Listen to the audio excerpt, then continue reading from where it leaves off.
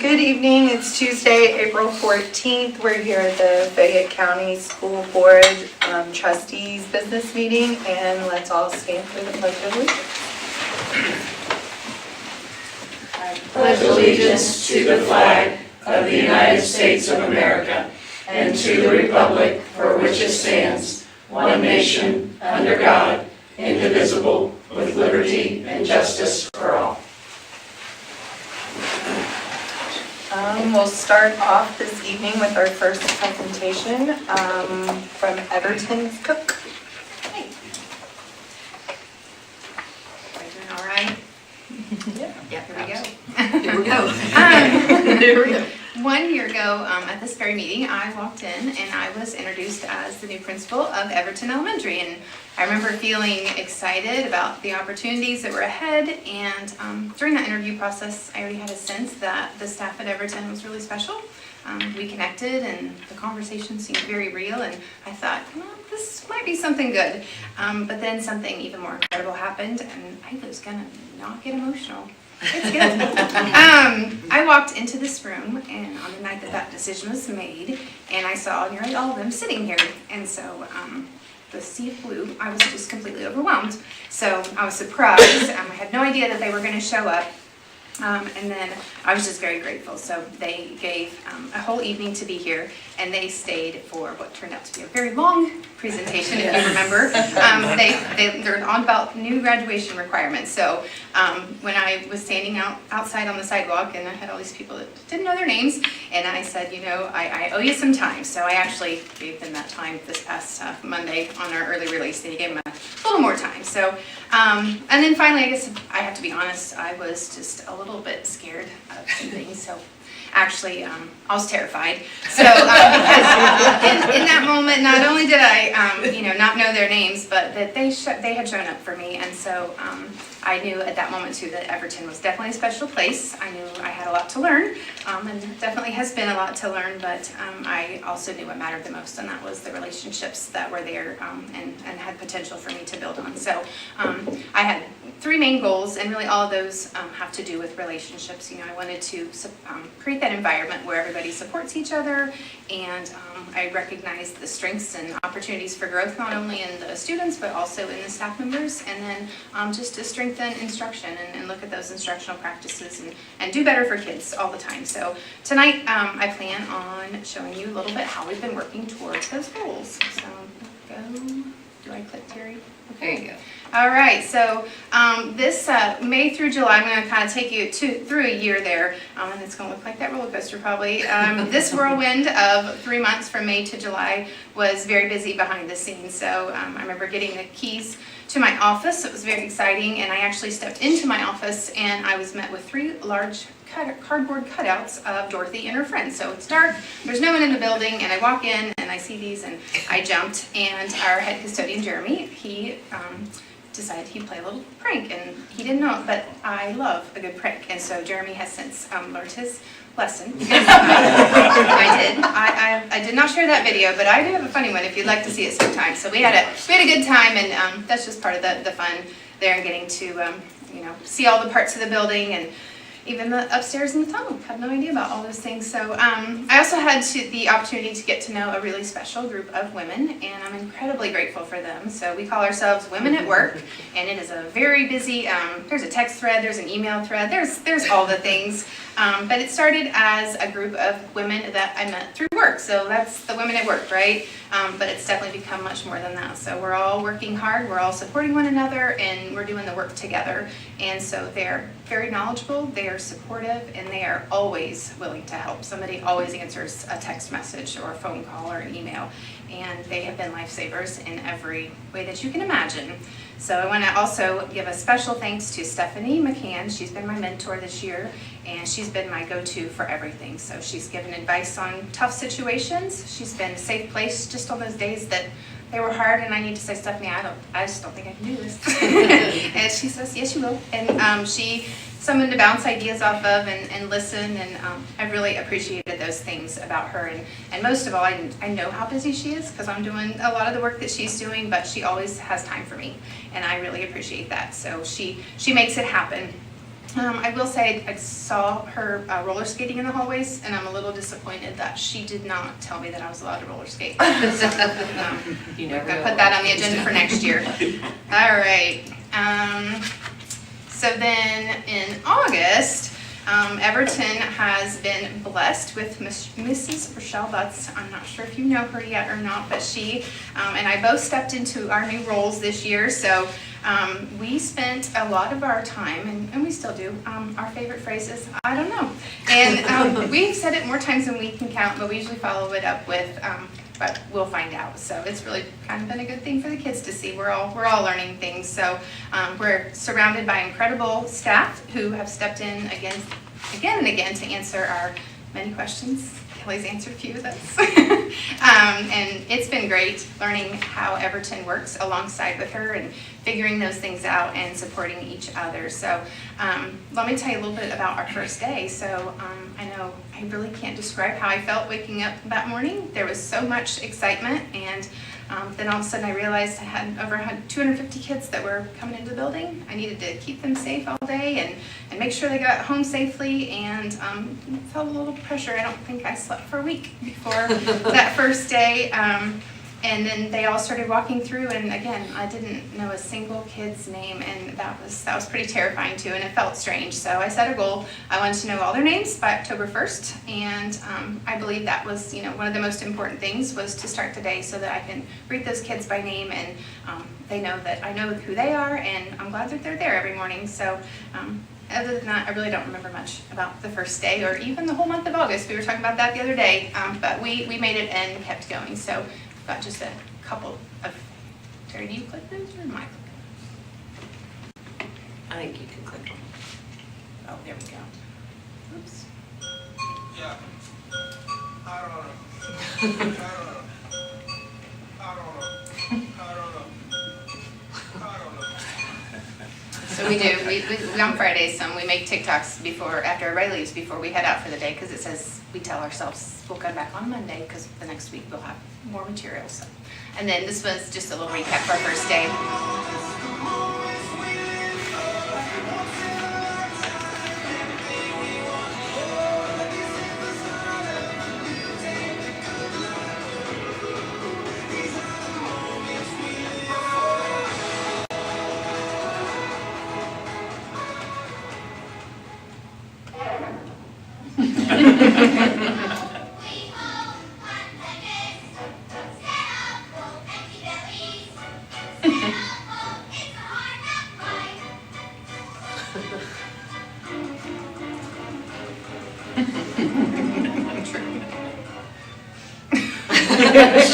I was hiding under my desk.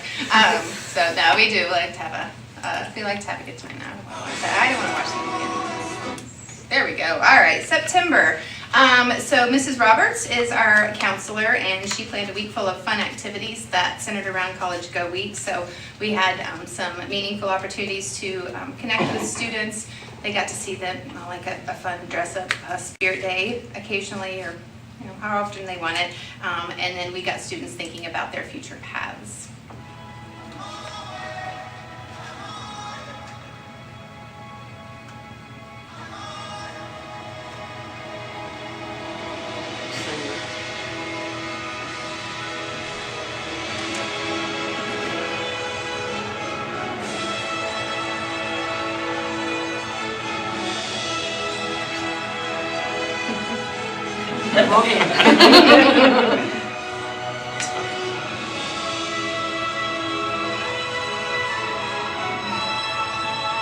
Those teachers.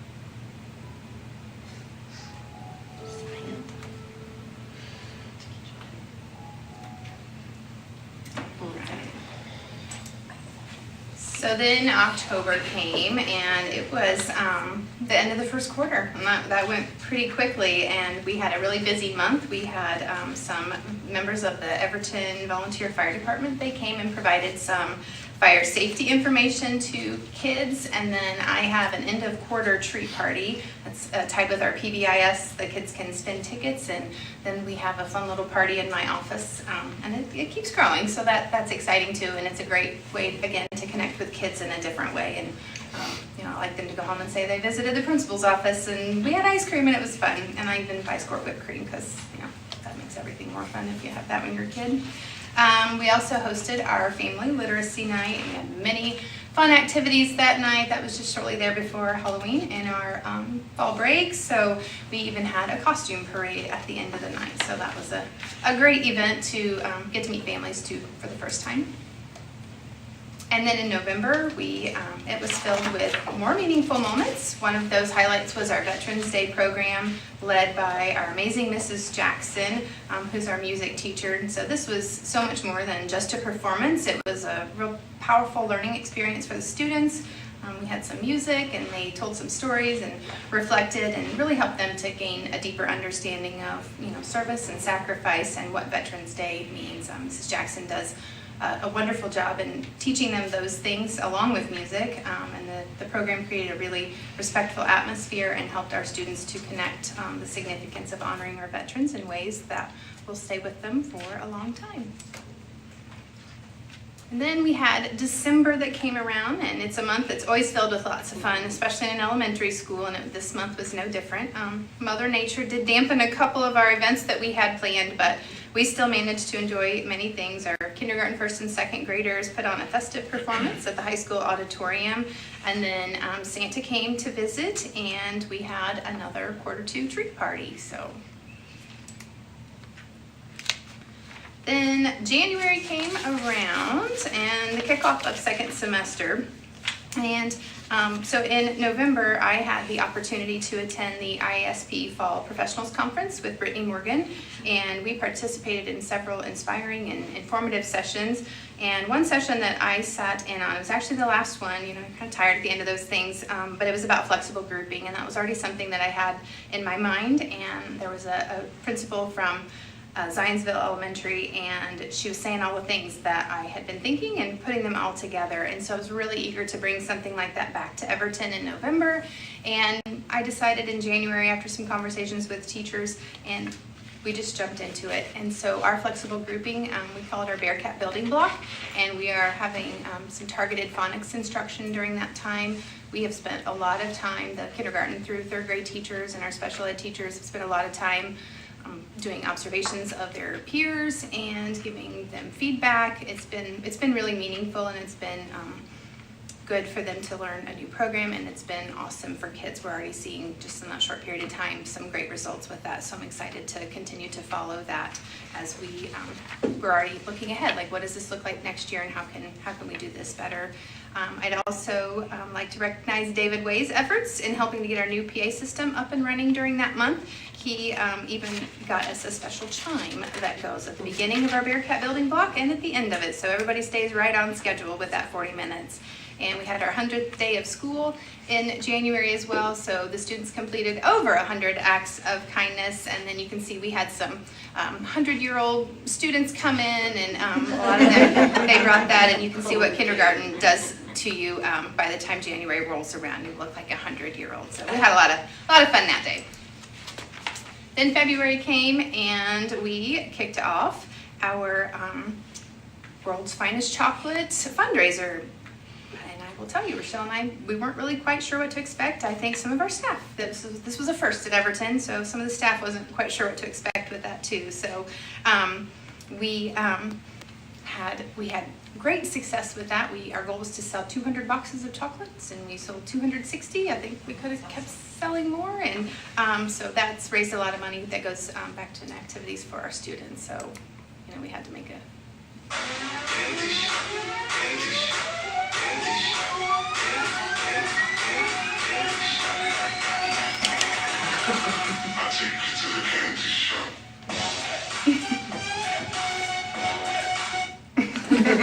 lots of chocolate boxes carried that week.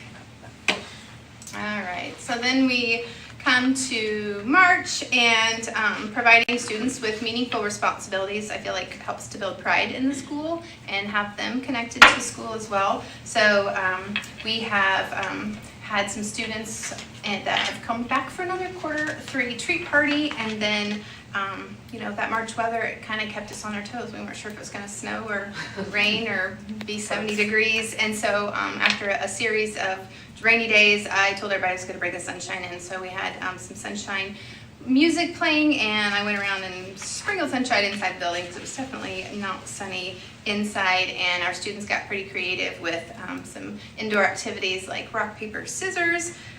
It was a stretch rock, paper, scissors, so that was fun. And then our kindergartners, they participated in a tissue parade, so who can get tissue on their head for a little while. So just those fun little brain breaks for students.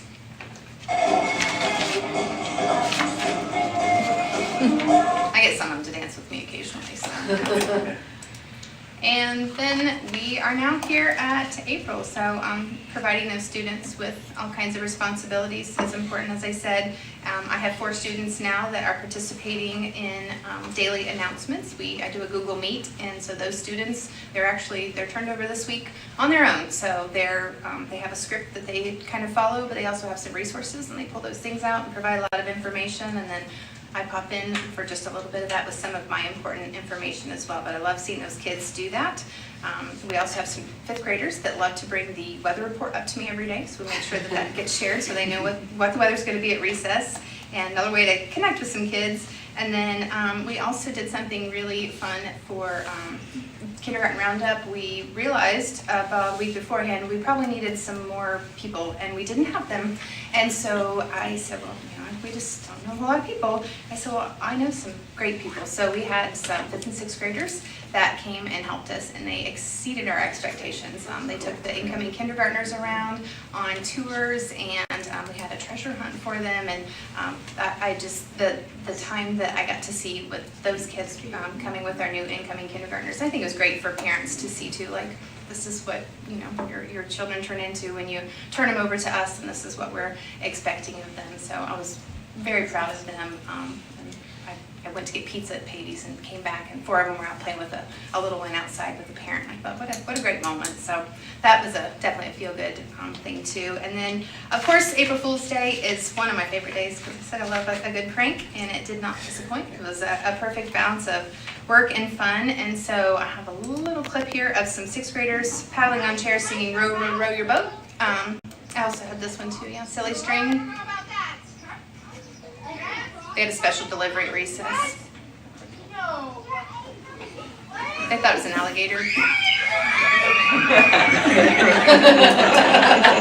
It was just silly string, so that was a good time. And I did. I had 6th graders. I had 6th graders on chairs too, singing "Row, Row, Row Your Boat" and paddling. So I still like to tease them about that too, because I told them it was a fun drill.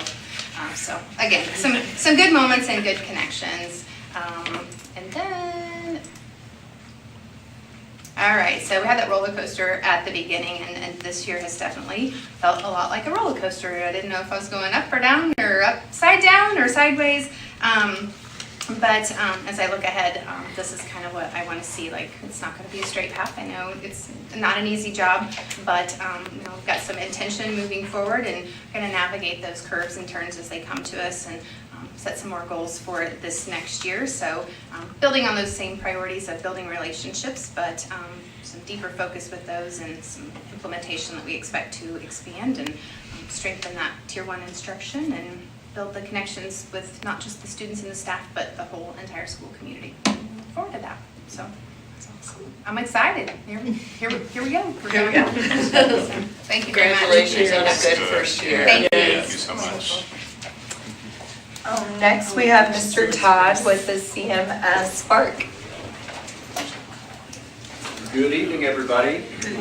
We are excited to share with you a peer mediation program that is now underway at CMS. It's called Spark. It was an outgrowth of a book study we did as a staff last year. We did a book study on a book called Hacking School Discipline and learning different techniques, tricks of the trade. And a reoccurring theme was peer mediation, and we did not have that. And a lot of our staff wanted to know, can we get something like that going. And so Mr. Morey found an outfit, and so we have taken that under our wing. And Rebecca Fuller is our social worker, and she's the one that heads up the program. We have put together a lot of student peer mediators, and they have had their first peer mediation session here. So it's been a lot of training, a lot of front loading that's needed to be done. So Rebecca's going to come up here and tell you a little bit about what they do. I think she has one of her facilitators, Mia Hartzell, with us.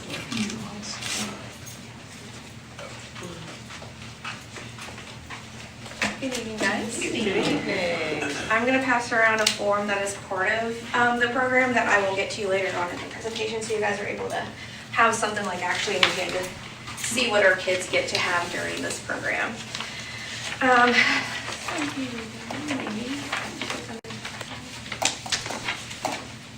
There we go. So Meet Your Spark. So it's actually, we are in a pilot program year for the peer mediation. So we have 3 creators, Samuel, Michael, Esther, that we meet with on a monthly basis. Primarily meet with Samuel and Michael. We have booking calls that we meet with them once a month, but they also offer coaching, availability time twice a week. So if we ever need to do anything, we can always pop on there. The main purpose is to empower students, reduce discipline issues, and boost school safety. I will say that when Keith first came to me and was like, let's do this, I was like, oh no. What's this gonna look like? How are we gonna do it? I was super nervous. Started the training in August. Keith and I started it in August. I'm still actually doing training up till now. I received all of our training materials for our students in January, and as we were prepping for this second semester of like, let's get this program going, how are we gonna train our students? What are we gonna do? What's it gonna look like?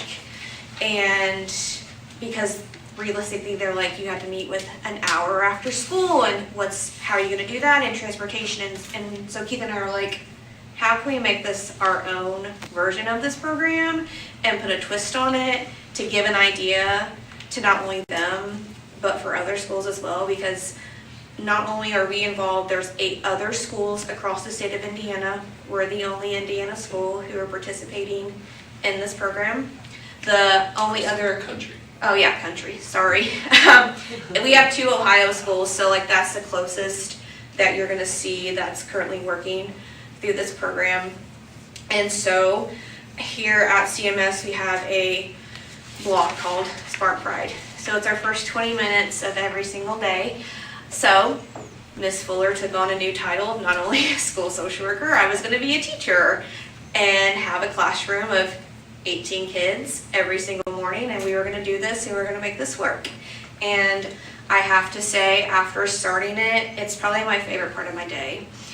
It's definitely gave me a new perspective of being in that school, because my job's really hard and I deal with a lot of hard and heavy emotions, and that's a time that I really just get to laugh and smile and enjoy the kids. I mean, I have an 8th grader that comes in and says, hey, Miss Fuller. I'm like, hey, Gage, how's it going? Like, it's so much fun, and I have a lot of fun times pushing the kids out of their box and creating them new skills.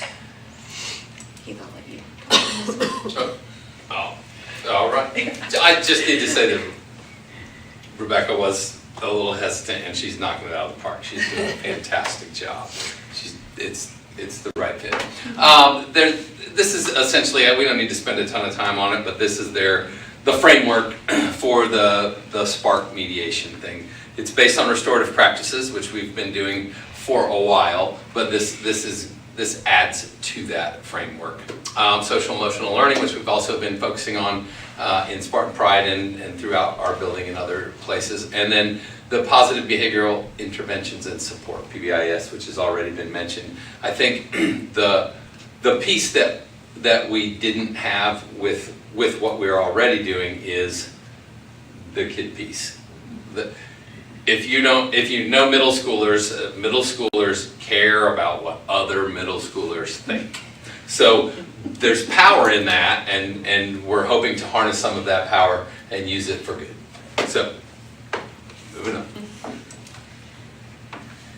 So, as they say, there's a step, like a 9 or 10 step process, and part of that is the dream team. So we created CMS Dream Team. So these are my students. I have a mixture of 7th and 8th graders.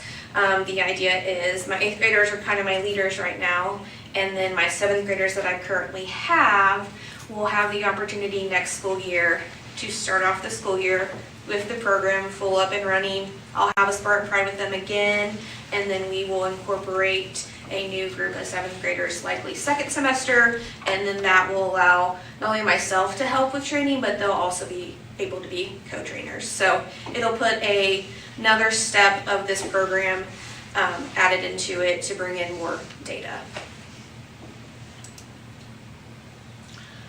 As I passed around to you guys, that is called the peace process form. So while I say I was super nervous and concerned, I think out of a lot of things that these individuals have done to create, this is like one of the best things ever, because it lays out step by step of what the kids can say and how to get the students to talk. Obviously, there's always adult present during the mediation, because sometimes you don't ever know what kids are gonna say. Even if we ahead of time make sure everything's okay, you don't ever know. So adult is present just to help maybe guide back or intervene if needed. But step by step, it allows them to go through of introducing yourself. We have explained the rules. So there's a 1 mic rule. I'm talking, and then I will let you know when you can talk, and you can have the mic to talk. It gives the opportunity to both of the individuals in the mediation to explain their side of their story. The goal is to create a win-win solution. So how do we come to a common ground to where we can maybe figure things out here? How can we learn to interact with one another? We don't have to be friends, but we don't want to have to yell and scream at one another. And then establish an agreement. It kind of just goes over every step of what we just talked about. So we actually have been able to put together 1 mediation already this school year. We recently just had it, I think at the beginning of April, I think it was.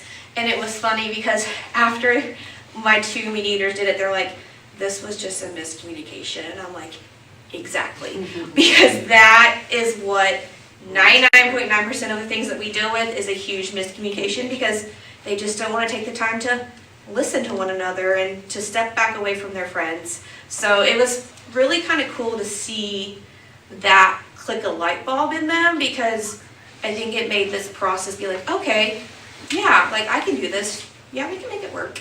And so Mia is one of my mediators.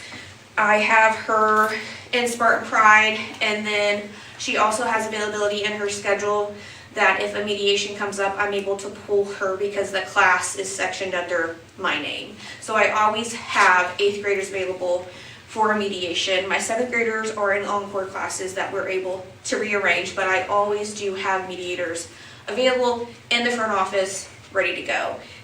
And Mia is part of our CMS Today crew as well. And a way to introduce our school, we were talking about what can we do, and she's like, let's shoot a video. So Mia created a skit, videotaped it, put it all together. So that is our last thing we have to show you this evening. Cool. Maybe. There you go.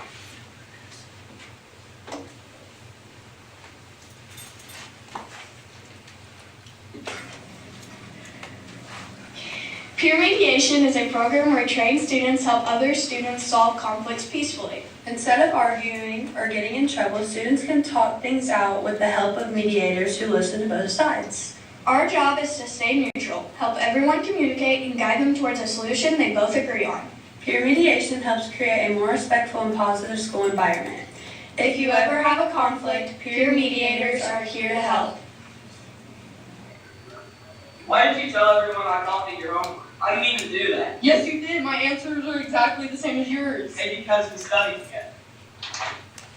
Hey, it sounds like you two are having a disagreement. We're peer mediators. Would you like help talking it out? I just feel like they took my word. That's okay. In mediation, everyone gets a chance to explain their side, and we work together to find a solution. Okay, I didn't copy your words. We studied together and I used the notes we both made. Oh, I didn't realize that. I thought you just copied me. So it sounds like there was a misunderstanding. What do you both think would help fix the problem? Maybe we could tell the kids where we study together, so there's no confusion. Yeah, that sounds fair. Great, that's what peer mediation is about, listening, understanding, and finding a solution together. So, the organization, forgot to mention that, has sent us, so we have workbooks, so I have a training workbook. So is Mr. Maury, and each of my students has a student version of this workbook that we're able to go through, complete activities, and it also has a ton of different role-playing activities in there, because after we do pre-season training, they will have ongoing training to compete through the rest of the school year. And I plan on involving our staff at some point to do some role-playing for our students, because I think that would be really cool and fun for them to see, so. Good job.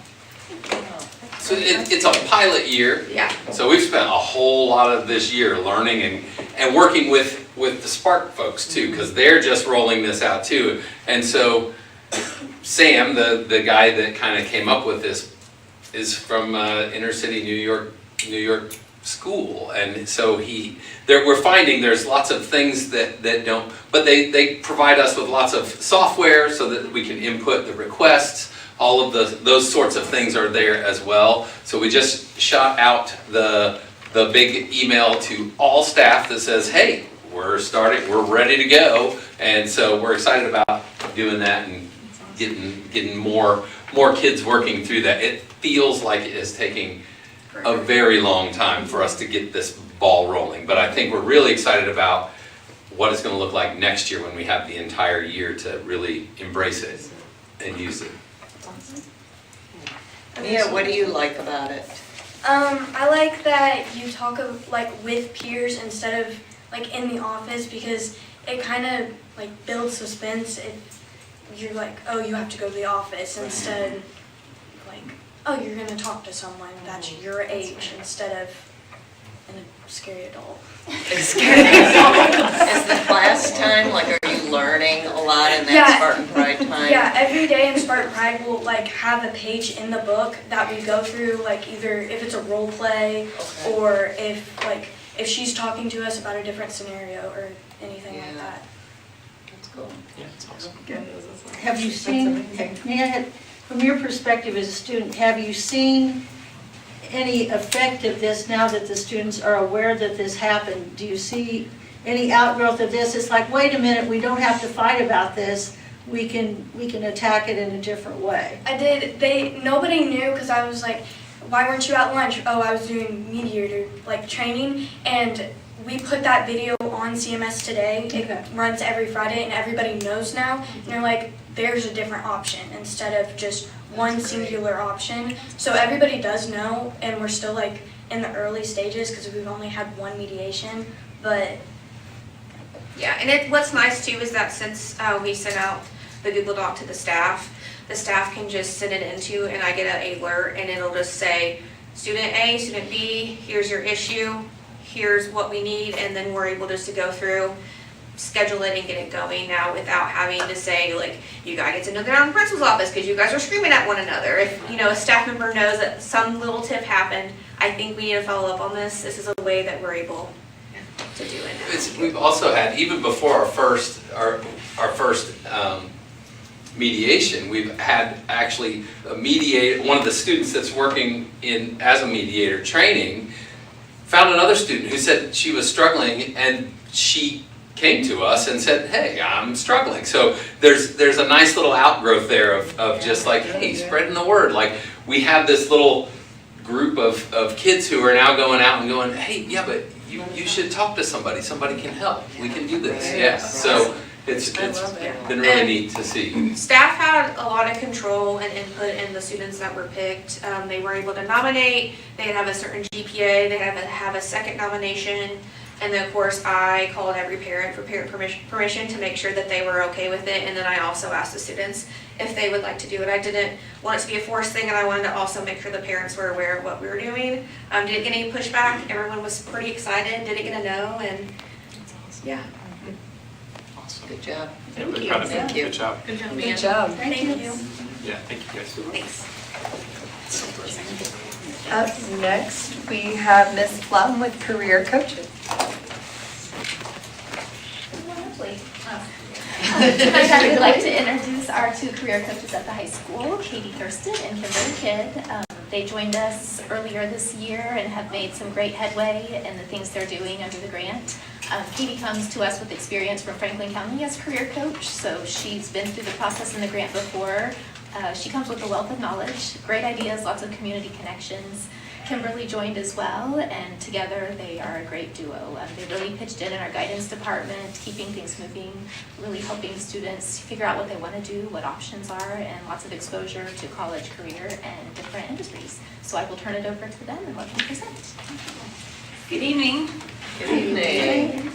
As she mentioned, I am Miss Thurston. This is Mrs. Kidd. Please don't hold it against me that it came from Franklin County. It was only for about a year, so don't hold that against me, please. Don't beat me up in the parking lot. We had you first as a newspaper person. I was going to say, many of you know me from the News Examiner, and Mrs. Kidd was a teacher at Frazee Elementary, and so now we are both at the high school, which I can say that I absolutely love it at the high school. I love the students, and working with them, it has been phenomenal. The experience has been fantastic. So let's get to moving on. Some of the things we do. Do you want to chat about that real quick? So we're just kind of another arm for student services. So we help the 21st Century Scholars, which there are quite a few of, and there's going to be more of in coming years too, we think, complete all their tasks that they need to complete so that they're able to get that scholarship. We help seniors a lot because they're in crunch time, so we're trying to get those done. We do career interest assessments with every student if possible. We work really hard to make sure that every student gets at least one done per year. And then we also help students apply to college or different kinds of schools. We help them with scholarship resources and applications. And then really we just kind of guide them through anything that they need that isn't student services. And to add to that, some of what we do, I know Jeremy has spoken at other meetings about the grant and about what we do, but we are through the state as far as like we have a tracker that we have to track every student and their activities, what they do. So we have to, from 6 through 12, we have a tracker, but we mainly focus on the high school. So those students have certain things that they have to complete. The state requires them to complete them. So that is something that we do as well to stay on top of. And we were talking about the career interest assessment. So these are pretty crucial because students don't know what they want to do always. So these assessments, we mainly focus on the RIASEC assessment, but we also can do the agilities. It just takes a little bit longer. This assessment can be taken within like 2 minutes. It's pretty fast. It's about 47 questions. And the agilities assessment is about 70-some questions, and it's a lot lengthier. So students, it takes them about 20 minutes to do. So we try to focus on the RIASEC. Every student, we try to have them complete it. Then we put it in ScholarTrack. Then we're able to look back and see what their results were. You know, freshman year it might be this, and then each year it's probably gonna change because students change their mind constantly on what they want to do. But it's the purpose is to gain insight in the students' strengths and their interests. It helps them decide on what they want to do in the future. Like I said, they're very indecisive. They don't know what they always want to do. And sometimes having these assessments allows them to be like, oh, I didn't really think about that. And they're like, we can tell them, hey, this is a strength of yours. And they're like, I never saw myself doing that. And then it kind of opens a path to something different. So like I said, we try to have each student do one of those a year. Well, and I'll talk about this one too because this is kind of my baby. We do a Career Coach Weekly. So each Friday I send out a newsletter through email, and then we put it in the Google Classroom for students. And then I don't know who puts it on Facebook, but somebody puts it on Facebook for us, which is fantastic. So the newsletter gives students and staff information about upcoming events, information about local scholarships, college campus visits. We also feature a Student of the Week. So that student normally, this year we've been doing seniors because seniors are doing a lot and we really want to recognize them for what they're doing. So we share their RIASEC score, you might call it. They're top 3, so we put those on there, their future plans, where they're going to go to college, and then we also ask them, you know, what's your advice you have for younger students? So that's always interesting to hear. Most of the time it is, don't wait till the last minute, don't procrastinate, like do your homework, you know, just stay on top of things. So it's kind of cool to see, you know, what advice they have for younger students. Okay. So we've taken the students on some college campus visits this year. It's been a really exciting part of what we do. Some students have never seen a college campus before, won't have an opportunity to unless they go with us. So that's a lot of fun. So we started out the year earlier with Ball State, which we had a lot of students that attended that. We've also been to Earlham, Ivy Tech in Richmond, Miami, and IU East. So while we were there, every kid got to go on a guided tour. They got to see what the dorm life is like and ask questions, visit different parts of the campus. They, of course, weren't able to go in while students were in class or anything like that, but they got to see what it's like to be on a campus and talk a little bit more. Each school talked a little bit about kind of their specialties and things like that. So it was a lot of fun, and we got a picture every time. So it's one of the more fun things we've done. And also, as the state asked us to do a college and career fair, which I'm super grateful because we would do no matter what. But in January, we hosted a college and career fair. We had over 30 colleges come and also had some local businesses. There's some different trade schools. There was community involvement. Some people from Ward 1, Novolex, Union Savings and Loan, Reed Health. Every student had a chance to attend and talk to somebody. They had about 35 minutes or so to just walk around, talk to everybody, fill out information, if they're interested in that college. So that was a really great success. The students, I think, the feedback I got, they really enjoyed it and thought it was good. So we have a date set for September for our next college and career fair because we kind of caught into it late. So we had in January, which wasn't the best option because a lot of students have already applied. So this year we're pushing it up to September. That way students can be in front of that college, ahead of time and say that I really want to apply there and that's what I want to do. So we plan on doing that for September. All right, so we have a lot of packet guides in our office that we created for students. So they have a lot of information. So each packet on the front, it'll show what it's about. We have one for crafting your college essay. We noticed that students were coming in and really wanted some feedback or assistance with that. Where to find scholarships. So there's different websites and resources for scholarships other than just the local ones that we have here. How to write a resume. So we've had several kids come in even after looking at the packet and saying, hey, can you give me feedback on this resume? So it's just a really great starting point for them. Common interview questions, and then also a dress guide for what's appropriate to wear to an interview. I think that's been a very helpful one as well. How to complete FAFSA. We've been very, very busy with FAFSA the last few weeks because the deadline is tomorrow. So we've been helping a lot of students finish those FAFSA applications. And then understanding financial aid. So just helping students understand that not all financial aid is the same. There's a big difference between getting a grant or a scholarship or a loan. And obviously you have to have different criteria to meet those things. So just helping kids make responsible financial decisions as well when they're looking at funding their college education. Okay, next for our grant. So we really try to be involved in the community as much as possible and have them involved with what we do. So we had noticed at the beginning of the year, some students kind of struggled with college applications. There's a fee to some colleges. There is College Go Week, and a lot of times those colleges waive application fees, but not all of them do. I know Ball State has an application fee, so some students want to apply, but they may not have the funding for that. So we reached out to the Fayette Community Foundation, and they awarded us a mini grant to help students be able to apply to college. So we are able to help those students. Not every student is going to be eligible. We'll talk to the counselors and see, if they're a good fit, and then, if they need help, we were able to help them. So we were super pleased that they helped us with that grant, and I think it's going to be super helpful this next coming semester with students. All right. So our newest thing has been the career closet. So I talked a little bit a few slides ago about interview questions and being prepared and interview dress. We wanted to help provide students with things that they may not have right here at the high school. So we have the career closet open now. We have several racks of clothing and shoes in our office.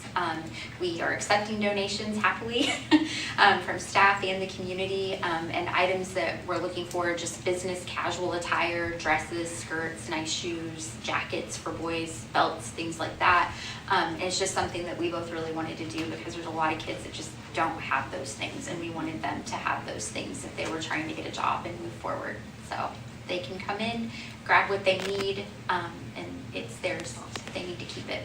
And we were able to get several donations from Soldiers in the Army of the Lord, Jennifer Horning. She had us just stop by, pick out like free any clothes you want to take that students, are able to use. Also, we went to Spartan Learning Center. Joni was able to help us out and, things that she didn't think students would just come pick out to wear on the daily basis. We took those, and it's something that we've encouraged students, like even if you don't have, like if it's not for an interview, if you just need it for like something special in class, if you're doing a presentation in class and you don't have anything nice to wear, like just stop by, it's free. You can take it home with you, use it again, whatever you need it for, it's there. So like we said, we're taking donations for that. We have like 3 full racks of clothes we're starting to overflow, but it's great because we have all kinds of sizes for all students, so we're really happy with that project. And recently, just last week, we had our career discovery meetings. The state does ask us to these juniors and seniors, so 1 a year. So we hosted 24 business professionals from Connersville and then surrounding counties. Students had a one-on-one. Actually, it's basically 5 students with 1 business professional. So it's kind of like a Q&A, like the business professional will talk about like their background. They talk about their college experience, what they might have went to school for, how long they went, how they paid for college, what a day in their shoe looks like. Shoes, not shoe.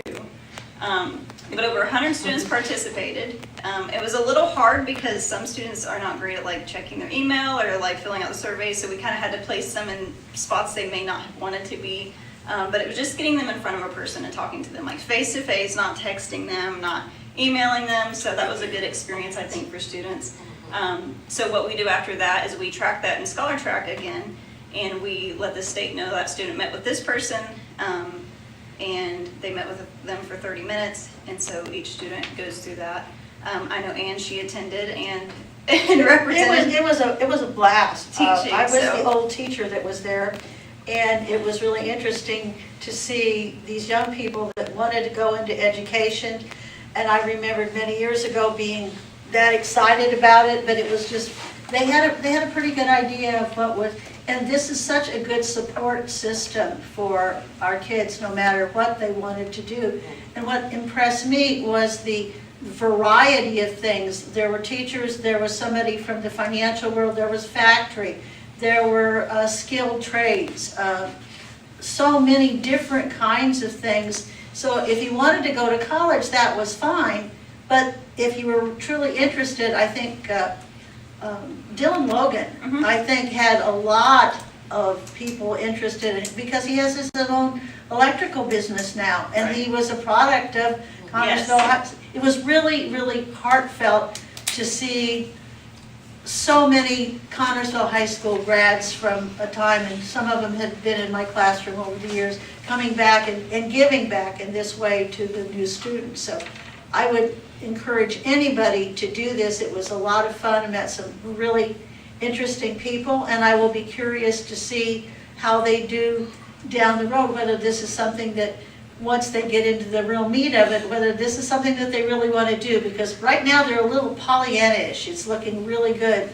And then you have to grade papers and make lesson plans and give state tests and do all that good kind of stuff. But they were in a really good place to start, and I think that's fantastic. Yeah, we had a lot of great community members that were, they were happy to volunteer. They wanted to come in and talk to the students, and it was really great. A lot of them were CHS grads, so that was really cool. Yeah. I tried to reach out to them because, they have the whole experience of Connersville High School down, and they know what these kids are going through, and they've had the same teachers. Storm Walling is now a physical therapist. He just got his doctorate, I think, a couple months ago, so he was here, and then Denise Smith, she's a nurse practitioner. She was able to attend, which was really cool. There were several, like you said, Devin Hornsby. Devin Hornsby, yeah, we hear Matt Boatman. We had police and fire people there. Yeah, we had a wide variety. Yeah, so it was really. It was kind of something for everybody, and what I really appreciated was it wasn't just all. If you want to go to college, there were the skilled trades and those kinds of things that were really emphasized too, and I think that's very, very good for the community because we need people in those kinds of things. So the Career Center students didn't have to participate because they do something similar at the Career Center. So we kind of just had them, they do their own thing. So we were able to just meet with juniors and seniors last week. So yeah, it went over really well. So anybody have any questions, suggestions? I have a question. So the state requires you to submit all this, or it's a choice? Yes. No, it's required. That's, yeah, we get the grant, but in return, we have to provide the data. Okay. And we turn the data in each semester. Okay. So we'll turn it, I turn it in like right before Christmas break, and then we'll turn it in again in May. And we just keep the same tracker throughout the whole school year. So we just keep adding to it. And things, like different things on there would be like completing your FAFSA, visiting a college campus. There's some things in Scholar Track, like watching College Success 101, different things like that. But each grade level kind of has their own tasks that have to be completed. And the grants have to be through an intermediary, and ours is the East Central Educational Service Center. It was the largest grant holder in the last grant cycle, so we weren't originally even involved in the grant, and we snuck in the back door when I got here. I was like, hey, can we get in? And they said yes.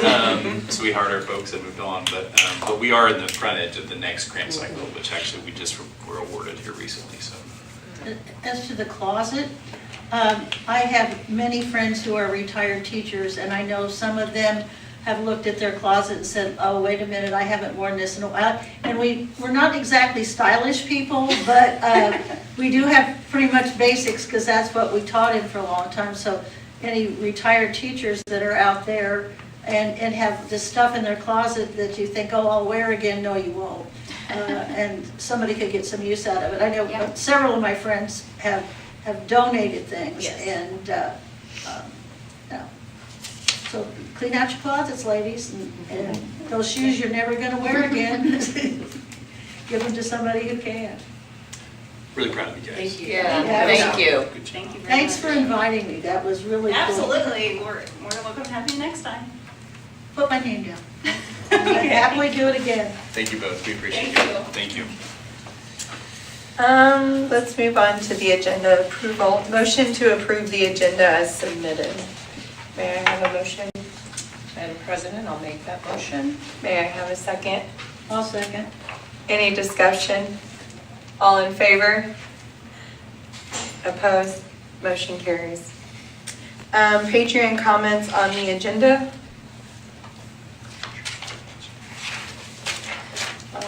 Let's move on to the consent agenda. Approval of the minutes from regular business meeting of March 10th, 2026, an executive work session on March 17th, 2026. The personnel report, recommendations for employment, retirements, resignation, leaves of absence. Approval of the March claims 73153 to 73437. A donation of $1,000 to WCC Graphic Design Program awarded by Next Tech to be used to help build and enhance the computer science program. A donation valued at $3,381 from Vincennes University for tools that will be used in construction technology program. A donation valued at $46,138 from Vincennes University to accept a simulator and tool upgrade for the criminal justice program. A donation of $1,693.23 was donated to the Whitewater Adult Education. The funds will be used to purchase HSE testing seats, caps, and gowns. May I have a motion to approve the consent agenda? I so move. May I have a second? I'll second that. Any discussion? Just really quickly, I do want to point out, we do have 2 teachers that are on the personnel report that we are essentially moving into the Project Leadaway position that we're creating, which we're really excited about. I mean, remember that's STEM education for our kids in our elementary buildings, so we're super excited about that. Do have one certified retirement there, Eric Myers, after years of service in that math department, has decided that he wants to be grandpa, and so we're going to miss him dearly. He's wonderful. And then Kimberly Kett, unfortunately, has resigned too. The one that just presented will be moving on to a new job. I guess she studied careers long enough. She found a different one that works well. Yeah, that's the disadvantage, right? And I do want to point out too that we have one employee that you'll see both on recommendation for employment and resignation both. I know that's a little awkward. but I have the authority from the CFDNA to go ahead and start somebody pending your approval later. She did start, stayed here 2 days, and then decided that it wasn't for her. So you're accepting both her hire and her resignation. Again, I know that's awkward. I just want to make sure you saw that. May I have a quick moment to just recognize that Audra McGuire, who we haven't approved yet, but she will be our new CMS dance coach. And I think it's really cool when somebody wants to come to the meeting because they're excited to be a part of Fayette County Schools. To me, that means a lot. So I just wanted to acknowledge Audra. And I know I told her she could leave afterwards, but I just thought, we should give a shout out when people come to our meetings. We don't have a lot of people here, so. Well, and she does a fantastic, she was the assistant coach this year. The Energizers are fun to watch. They're a great group of dancers. Audra has a wonderful rapport with them, and they do all kinds of really cool stuff. So come to a middle school ball game, everybody, and see them dance and watch them perform. But that is a very long, thankless job because it's a lot of work to corral 13 and 14-year-old girls and get them to dance all at the same time. And Abby, who did it before, for a lot of years, retired in essence to do something else, and Audra stepped in, and I'm just so thankful for that because that's kind of one of my favorite things at the middle school ball games is watching the dancers dance. It's great. cool. So thank you, Audra. Thank you. Thank you. Yes. May I have a motion to approve the consent agenda? Actually, Oh, yeah, discussion. Okay, all in favor? Any opposed? Moving forward. Action items. Recommendation to approve the resolution for wellness gift certificate after Summers. Yeah, so the Wellness Committee is seeking your permission to purchase a gift card from a local business, Sage and Stone. Basically, any employee in our corporation can go get this read heart, lung, and vascular scan and get entered into a raffle for the $50 gift card. So you don't have to be on our insurance. You have to be over 40. There's some stipulations. You need to do this by April 30th, but it's open to anybody, so it's a good thing.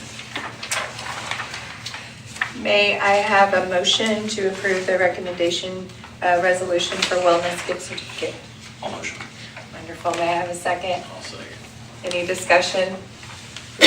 All in favor? Approved. Moving forward to the recommendation to approve amendment number 1 from Skillman. So we're asking this evening for this amendment to be approved by the board. Essentially, you have it there in your packet. This amendment essentially is added to the previous agreement that we had with Skillman. Victor's here tonight. He can speak to it a little bit if you have questions.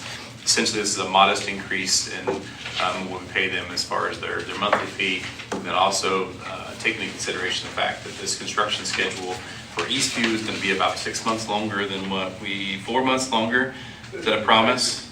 I'm kidding. I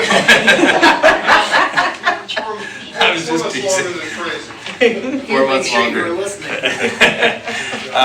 But it will be a longer construction process because of the fact that we have a new construction portion of the project. So it's about $70,000 differential from what we had previously for those two projects. Victor, is that basically it? That is, I equate it to whether you have 10 students in the classroom or 50 students in the classroom, you still have to pay a teacher, and that's my situation, whether we, it's the length of time and the amount of work. If you can find some place to take all those kids and put them somewhere else, I can do this construction faster, but that's not going to work out, so. No, not so much. Victor, in this, I assume those numbers were taken into consideration with the estimates that we've already received? That's correct. Yeah, so no change from those estimations. May I have a motion to approve the amendment number 1 from Skillman? I'll make that motion. May I have a second? Thank you, Chris. Any discussion? All in favor? Any opposed? Thank you for driving down here. Appreciate it, Victor. I'll be back next month for some bids, hopefully. Yeah, so we got a bid next Tuesday. Next Tuesday, 21st? Yeah. So that'll be a bid opening, and we'll do that. So we'll have some news for you thereafter as far as where those bids come in. Good. Hopefully nice and low. Thank you. Well, we do have good participation. I looked at our plan room. We had about 20 plan holders. Wow. So that doesn't always guarantee 20 bids, but we had a lot of interest. Is that more than we've had previously, Victor? I think so, we did have. Yeah, And the because- market has changed. We've had a lot of bidder participation. Of course, as you know, more bidders, more competition, better pricing, so. Because that seems to be, just from my recollection, we had not had that many people interested previously. Right, and I hope I'm not jinxed us by saying this out loud, because just because they picked up plans doesn't mean they're gonna submit a bid. but just to I think have you that- can expect more bidding than we had last time. Okay, I do really think you could. because it's generated more interest. Yes, yes, Good. and the market is just looking for backlog. Okay. They really are. Okay. Good.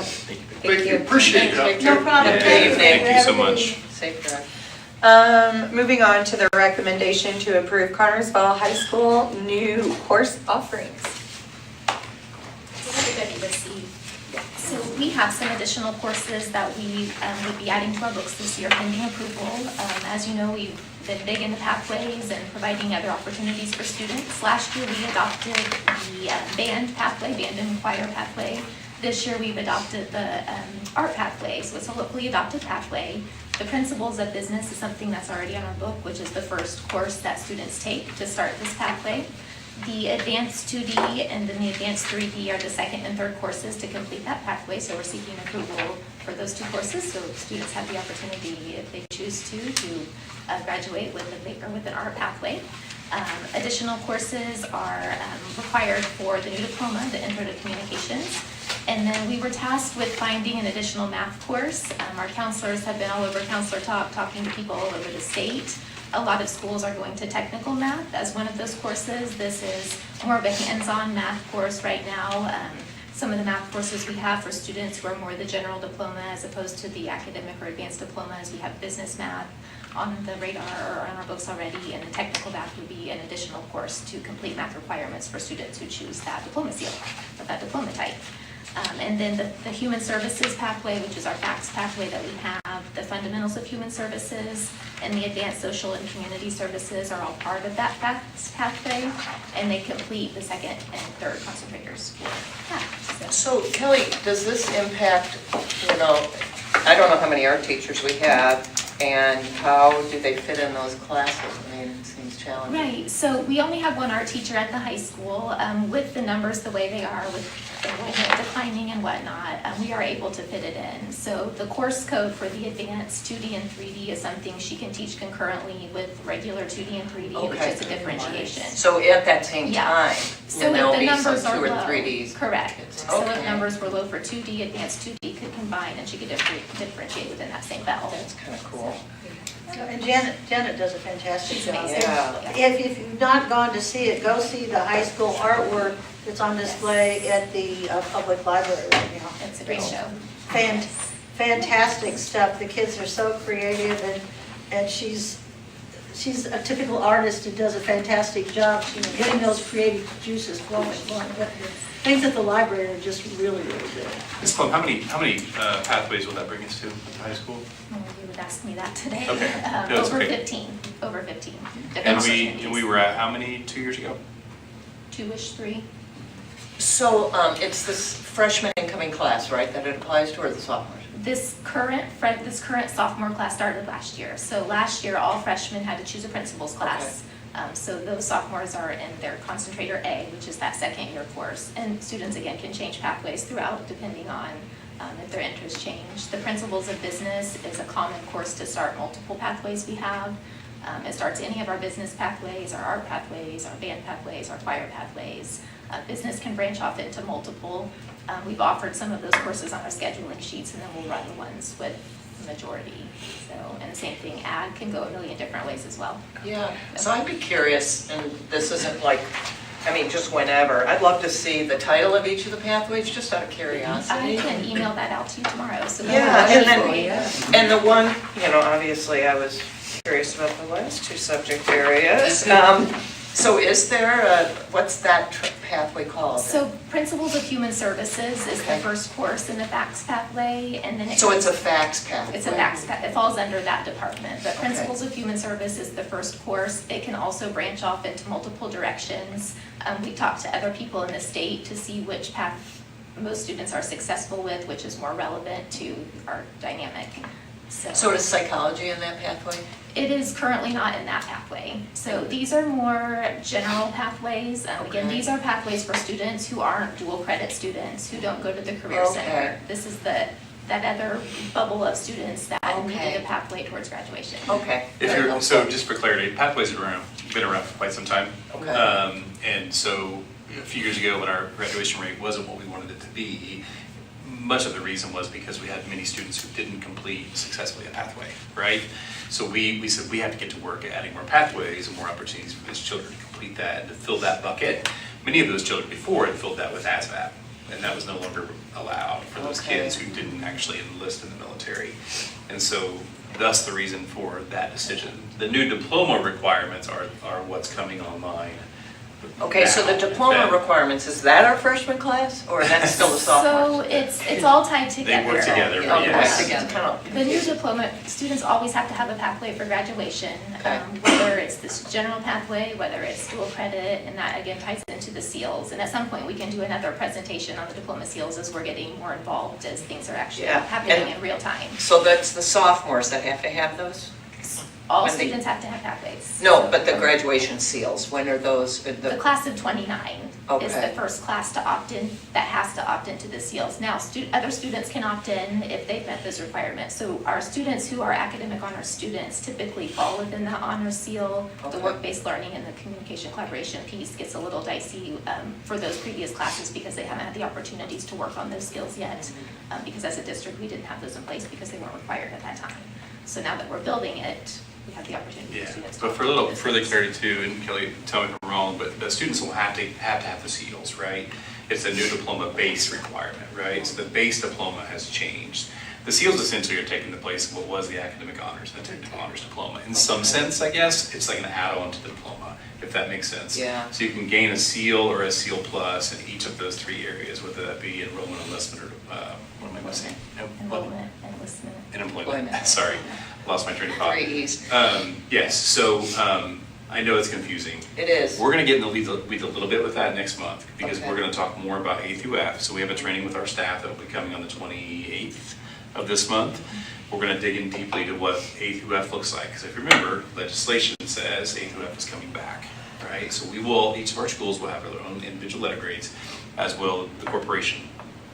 And so tied to that though, to part of Ms. Flum's success and the high school's success will be how well they do on those diploma skills. So they are important, not just for the individual student, but also for the letter grade and the success or failure, if you will call it that, the way they determine that, of that school. So, just question, and I don't know if there's a straight answer for this. So when kids apply to college, yes, that's required for graduation, certain pathways, or they get a SEAL. Are Indiana colleges looking at those SEALs? They are. They are. And that's a shift since the legislature said we had to do this? I would say it's a shift in what they're looking at, but the expectation hasn't changed. It's very similar to the academic honors track that students are currently on. Our dual credit offerings, all of those requirements, those tracks remain the same. It's just the additional piece with the work-based learning, with the communication, collaboration, and work ethic, the things we have to demonstrate. So it's just a little bit more meat to the earnings, I guess. Okay. Yeah. And these new pathways that you're suggesting, on their surface, they look to fill the need to have the pathway to students who are not necessarily college bound. Correct. And we just didn't that was a group of people that we did not perhaps address as we needed to. And I think that's a fair statement. I think those students were able to graduate with a general diploma at that point, and now the stakes are a little bit higher, so we need to definitely provide one opportunity. And we provide the opportunity for them to do something in an area that really interests them, for the music and the art and the like, which we simply did not have before. So I think that might encourage more of them to stay in school and seek something, a higher certificate, because they've been allowed to kind of pursue their avocations in a classroom setting, rather than having it be something, well, maybe if I can get the academics done, I can pick up this as an extra class. Okay, cool. Any other questions? And pending your approval, we'll get these on the books. Thanks. Thank you. for your hard work. Thank you. May I have a motion to approve the Connersville High School new course offerings? I'll make the motion. May I have a second? Second. Oh, go ahead. You got it. Any discussion? All in favor? Any opposed? Approved. Moving on to recommendation to approve an overnight field trip to the FFA to the state convention 6/15 of 26 through 6/18 of 26. So this is an annual trip our FFA takes. I think you're familiar with that, so I don't think I need to tell you a lot. Just remember that we do bring all overnight out-of-state field trips down for your approval. So my recommendation to approve as presented. May I have a motion to approve the overnight field trip? I'll make that motion. May I have a second? I'll say. Any discussion? All in favor? Any opposed? Approved.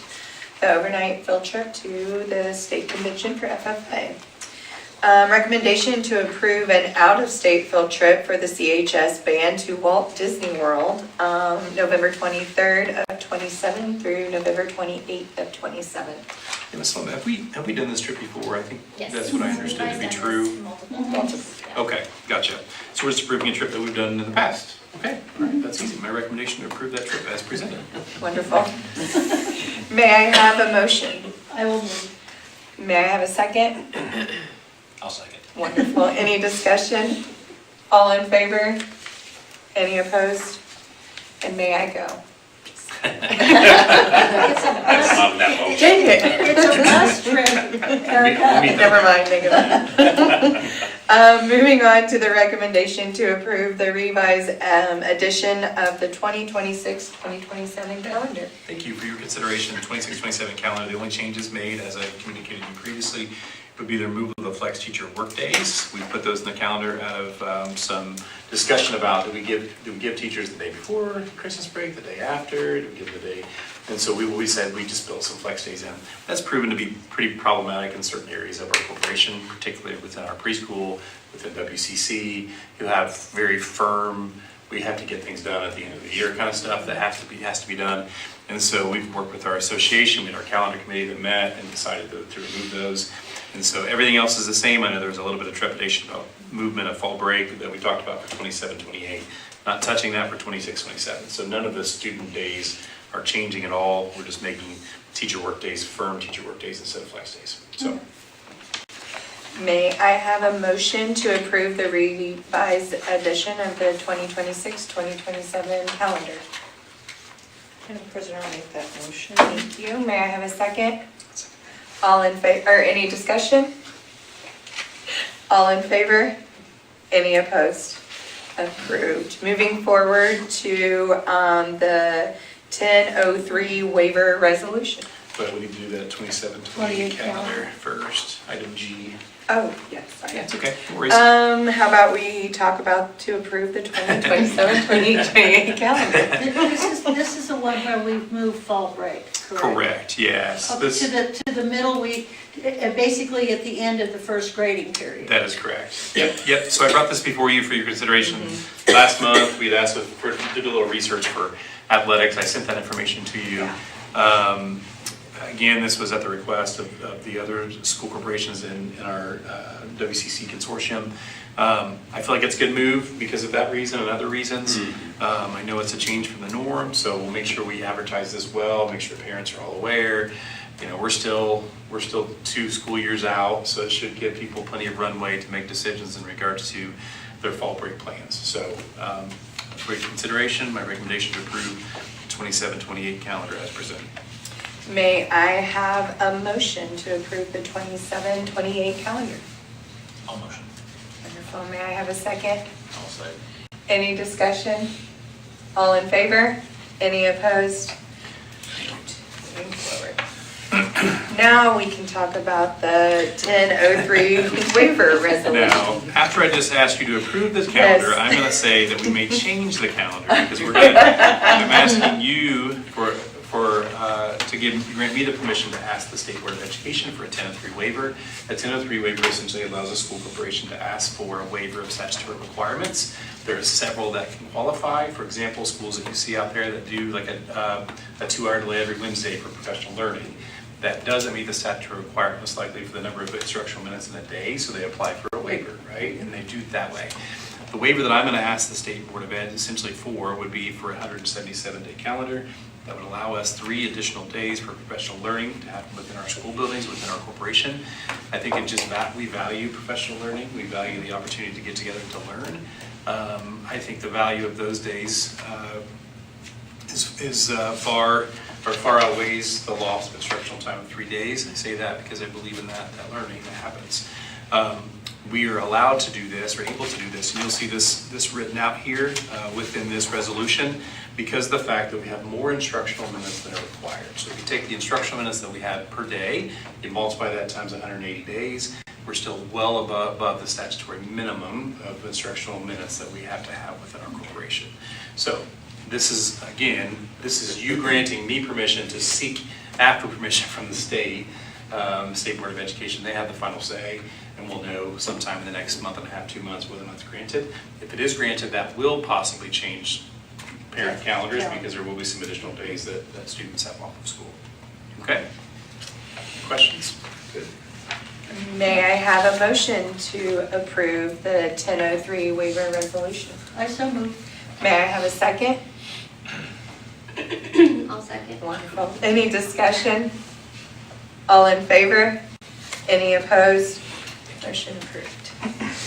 Recommendation to declare bus surplus for disposal. Dr. Summers. Yeah, so we have 6 buses total that are at their end of their life cycle, basically, right? So we want to move them off of our active inventory and put them on our surplus inventory. So this allows us to do stuff, get rid of them, sell them, donate them, whatever we would like to do with those 6 buses at the end of their life cycle. So I think the fire department actually reached out to Daryl here in the last week about possibly getting one of those buses to train on and use, so we'll probably do that. So just seeking your approval to. Yeah, so we'll set it up. We don't. Yeah, right. So just seeking your approval to move those off of our active list and put them on our surpluses. Jim, is there a market for some of these?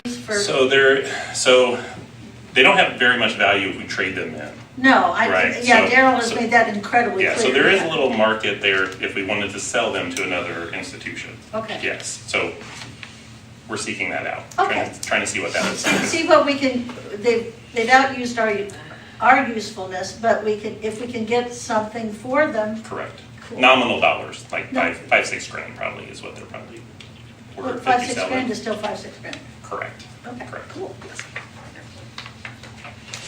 May I have a motion to approve to declare bus surplus for disposal? May I have a second? Any discussion? All in favor? Any opposed? Motion carries.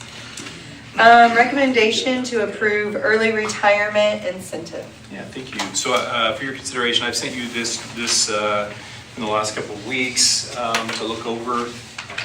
I bring this to you not with necessarily a heart that's excited about it.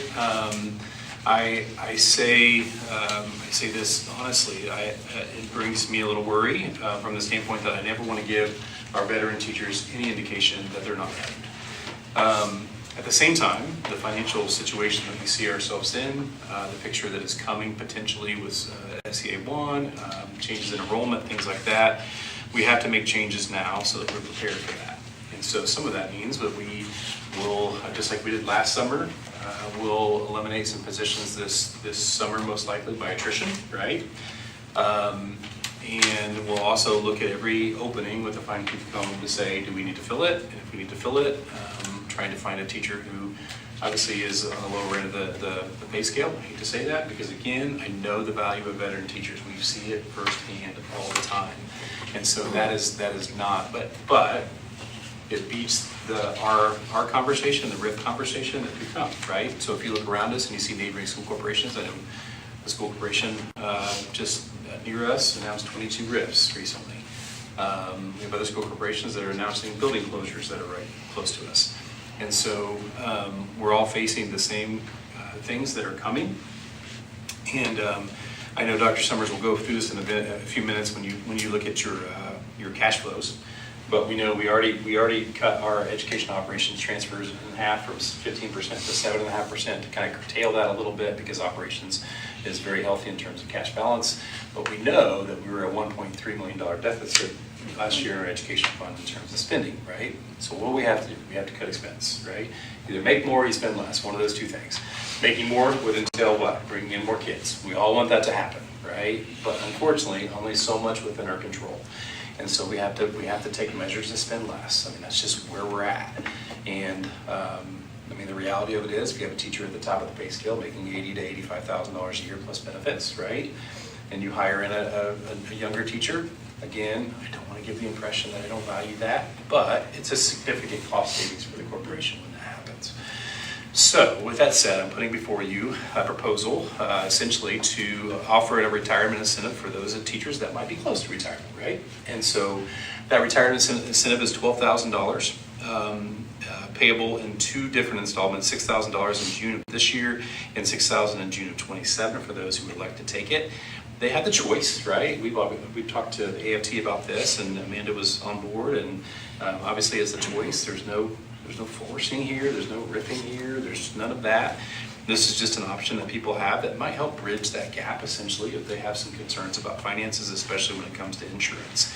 But there are other requirements here. They have to be at least 55 or older by August 4th, served at least 10 years in our school corporation by the end of the school year, met the rule of 85 as defined by NPERS, and submit that written notice by May the 15th. It gives them about a month to do so. So that's that. I would entertain any questions that you have. How many teachers would actually fall under that category? We haven't done the math on that as far as how many teachers actually qualify. Okay. I'm guessing that to be probably, we've talked about it, 25 to 30 teachers, I would guess, in that category. Yeah. Guesstimate. And to clarify, our attorney has looked at that. Yes, correct. That's correct. Yes. Are we looking at places in the operations to cut costs, and that way we won't have to transfer? Yeah, for sure. And we're looking at things all the time, right? So I sent to you this morning, obviously, that we're looking at a natural gas consortium. We met with Duke Energy yesterday. I think we're going to have some good money coming back to us in the form of some rebates for some energy savings projects that we've done. We're always looking at our staffing there, obviously. So we cut a bus route this last summer. Obviously, we redid all of our bus routes as well. We're looking at ways to save money as far as our custodial services as well. I sent you some of that information. I don't want to get anybody worried about that, so I don't want to speak too openly about what that might look like. But if we ever went to a world where we're cleaning, in the evenings every other night, things like that, like those types of considerations. We're looking at anything and everything that we can do essentially to save a dollar, short of cutting student opportunities. But I don't like this. The veteran teachers. And honestly, the newer teachers that are coming out, and I was one, and there's no change. You can't do things if you haven't done it for a while. And, sure. And some of the new teachers do very, very well. Some of them don't, and I think that's makes it very problematic. If a teacher wants to retire, that's fine. Everybody gets to that point. But unfortunately, in this corporation, in the past, we've had people that have taken early retirement only going to Ohio and work for 5 more years. And I don't know why, maybe, but it's like I think we have to be very, maybe an exit interview, like why, what can we do to help make you stay? Because sometimes it's just small things that can make people stay. Sure, absolutely. No, I completely understand that. I think that's understandable. And Sasha, I understand your concern. I share the same. None of us want to be where we're at, right? But the reality of the financial situation is that we have to take steps to make sure we're prepared. And, it could be a $60,000 or $70,000 differential between a veteran teacher and a first-year teacher in terms of the finance part of it. So, I wouldn't put it before you if that wasn't the reason, Again, and Jim, Dr. Summers can go through this in a few minutes as far as our cash flows, but we have to do some things. And honestly, this summer, I told our AFT already, I mean, if we can save 10 positions or more by attrition this summer, then we're going to be well positioned for where we're at. I say well positioned as I should say much better positioned. I mean, it all depends on what enrollment looks like next fall, right? So, yeah, it's not somewhere any of us want to be, right? But it's the hand we've been dealt, and we have to make sure we take steps to make sure we're prepared for it. I agree. Like, I look at, we had a situation this year, we had a veteran teacher that came into a classroom for us and changed the culture of the room and did a wonderful job. And I see veteran teachers every day in our classrooms do the very same thing. So we're not pushing anybody towards retirement. I hope that doesn't feel that way. But if they're close and they need a bridge essentially to get there, we're just providing that opportunity for them. I appreciate trying to be proactive because I don't want us to get to the point where we have to cut programs. You know, I know Richmond said they're not actually cutting music, but they're cutting music teachers. Tonight. Yeah, so I mean, there aren't any good ways to cut money.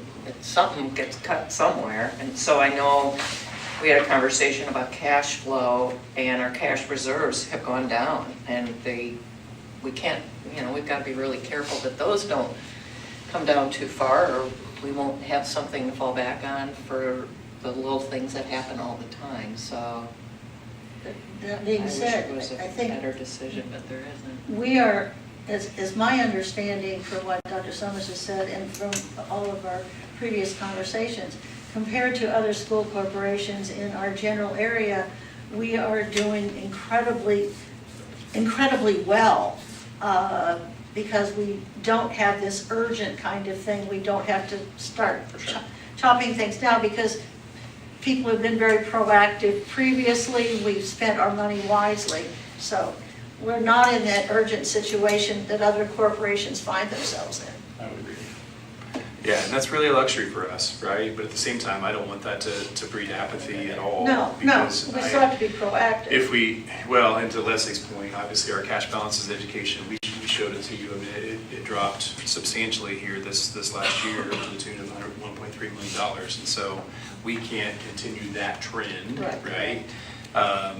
And stay fiscally responsible and healthy. And so, again, to your point, Ann, like we have to get ahead of that. Mm-hmm. And again, if it's painful, this is a lot less painful to me than looking across the table at someone that's saying, "I'm sorry, we don't have a job anymore," especially when they have to feed little ones at home and take care of a family.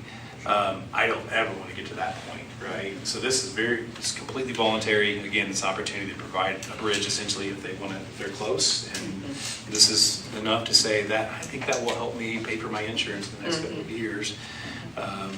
Bridge insurance is not inexpensive. I know it's not. And I know this certainly isn't enough, but yes. It'll pay for, it's about $6,000, between $6,000 and $10,000. Yeah, this will help. You know, Jeremy, there are a lot of agencies that are seeing this early retirement incentive occupations, particularly in law enforcement. It's in some way, I left on a early retirement incentive, and they're guesstimating that probably within the next 5 years, our department will probably losing 40% of experienced officers. It's just a cost thing. They cost more, and so this is nothing unusual. I left on an early retirement incentive. So. And then you didn't retire. He went to something different. He went to something sideways shift. A shift. This happens outside of the school sector all the time. Absolutely. Like it's very normal. Yeah. It's tough. May I have a motion to approve the early retirement incentive? I'll make that motion. May I have a second?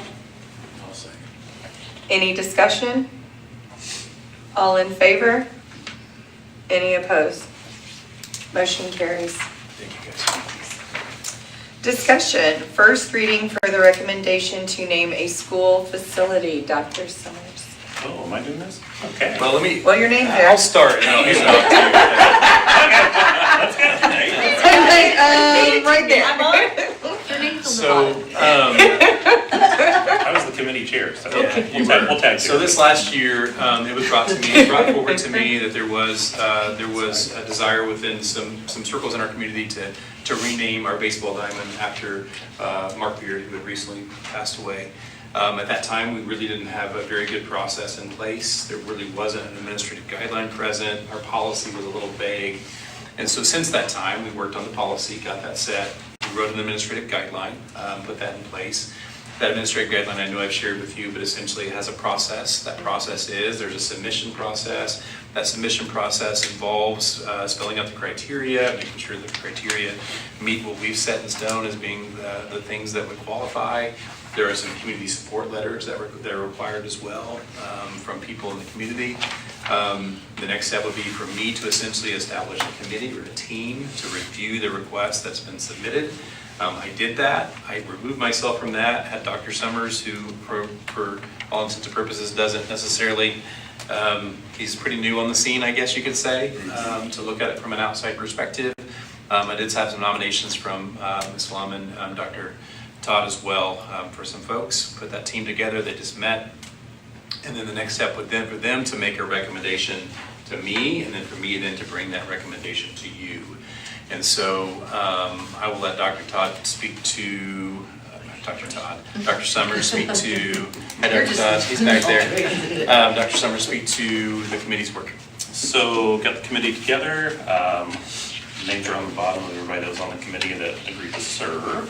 So just had a very nice conversation with everybody about what the recommendations letter entail. And I don't know Mark Beard from Adam, right? I'm Greenland on this issue. So just had a good conversation with everybody and got perspective on what everybody thought about him, about what was proper as far as what facility should have been named after this gentleman, and just had a really good conversation. And again, I kind of stepped away and just let everybody kind of talk and give their feedback, and came to fruition that that is probably a proper thing to do at this point. So gave the letter to Jeremy, and here we go. Yeah, so I feel like I need to caution you on a few things, right? So we did talk a little bit about some concerns, because coming from IU, okay, here's a little backstory for you. So we've always been hesitant in higher ed to name stuff after folks, right? Facilities, fields, unless it was tied to, IU always had a very high threshold of what that meant to do, to get that done, right? Dollars, right? What the individual gave, that kind of stuff. So, and I kind of voiced my concerns with the group, honestly, about once you set that precedent, what's going to happen downstream, right? There's always, and I don't know, Mr. Beard sounds like a terrific person, he's a teacher, coach, everything. But once you set that precedent, 15 years from now, who's another Mark Beard? Like, where does it stop, right? So a little concern there. So we had a good conversation, and the group still thought that was appropriate for him at this time. So I would just caution the board a little bit about that, and I think the chairman wants to speak to that a little bit too. But once we start setting names to fields, to dugouts, whatever, it's not going to end, right? It'll just continue. So we'll be doing this a lot, maybe. Yeah, and that's my only caution. And I've said that from the beginning, right? That we have to be really careful. The board has to be really careful not to make decisions on emotions, right? So one of the things we put in the administrative guidelines that need to be at least a year posthumous, right? So we didn't. So the board wouldn't make decisions based upon emotions, right? It's very clear, like that you can think it through and use logic and rationale and those types of things. For sure. But please know, like, I love Mark dearly. I love him so much. But I think Jim's right. Just understand that if the board chooses to take the step, that it could lead to more, right? And that's okay, right? But each of those decisions will be equally difficult for you moving forward, right? If they come, right? Which I would assume that you might receive some more. But at the same time, if you feel like that Mark, in his name, his legacy, the things that he did for service to kids and community for so many years, which is awesome, right, is worthy of that consideration, then you have my full support. Let's do it. Let's name that field after him. You have other options, right? And one of the things that was considered, I think, was naming the JV field now that Mark spent a lot of time at that field. I know he spent a lot of time coaching on that field and that press box. I think that was considered as well, but the committee determined that the new field, because of his role in the board, planning that new field, et cetera, was the field to name. So that is their recommendation that we're bringing before you, is to name the new baseball diamond, the Mark Beard Field, excuse me. It could be the Mark Beard Memorial Field, it could be different names if you chose. But the recommendation as it's listed right now would be the Mark Beard Field, correct? Correct. And so this would be part of the process. Essentially is a first reading, right? So you are taking no board action this evening. This is the opportunity to put it out in front of you for you to have some discussion if you choose publicly. And then we would have a month's time between now and the May board meeting, whereas community members, both in support and of concern, if they happen to be out there, I have no idea, could have the opportunity to talk to you as board members, right? And provide you with feedback so that you're well equipped to make a decision when you come back in May for a second reading. I would be curious, we've named things after people before. The Meisner Auditorium at the middle school, and also the Robert E. Wise Center. And I remember when the Robert E. Wise Center was named, And that. the Neff Center too.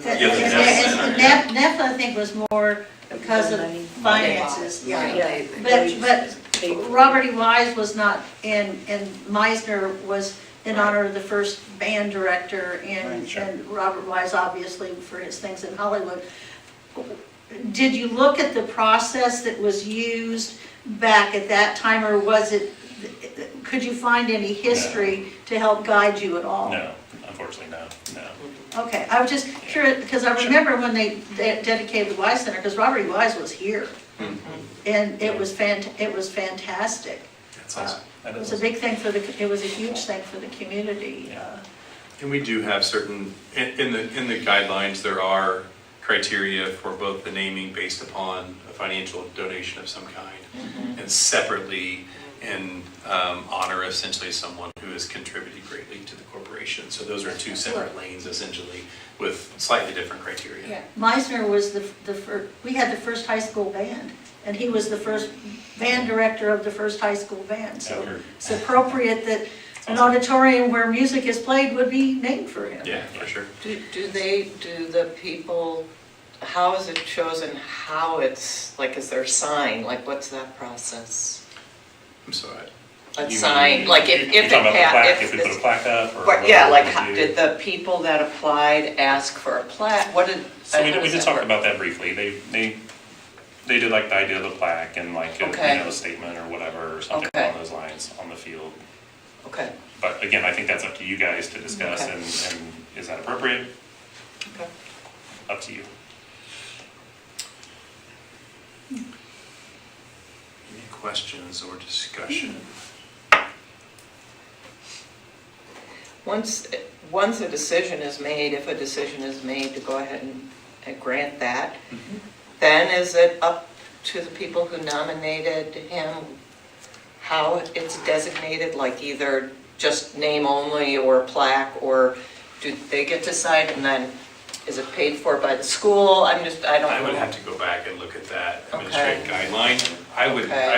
I would think that any decision that you make as a board, like we would pay for that. So whatever that is, whether that be we change the sign out there to say Mark Beard Field, if it's a plaque that is in his honor in some form, you as a board can make that decision as far as what you feel like is appropriate. I'll go back and read that, Leslie, just to be sure. Yeah, I didn't know how that Well, there's a plaque for Meisner Auditorium, there's a big plaque when you go in. And same with Wise. The Wise Center, there's a same one. Bronze. Yeah. I'm just very cautious about the facility maybe we are choosing. I feel like that's just going to open up for other people wanting their names. I feel like he spent a lot of time maybe on the JV field.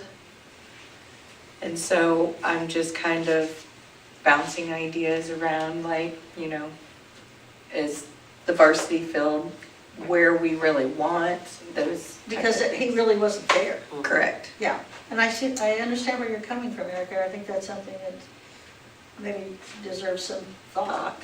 Yeah, that could be a consideration for sure. And please don't take my words or Dr. Summers' words as any way, like, I love Mark dearly. right? I just want you to understand the gravity of the decision, right? That's the only thing that I'm cautioning you on, because I came from a corporation previously where they literally named the lanes on the track. Like, so we had to get that under control because it had gotten a little out of hand. And so that's my only caution, again, just to understand the gravity of what's before you.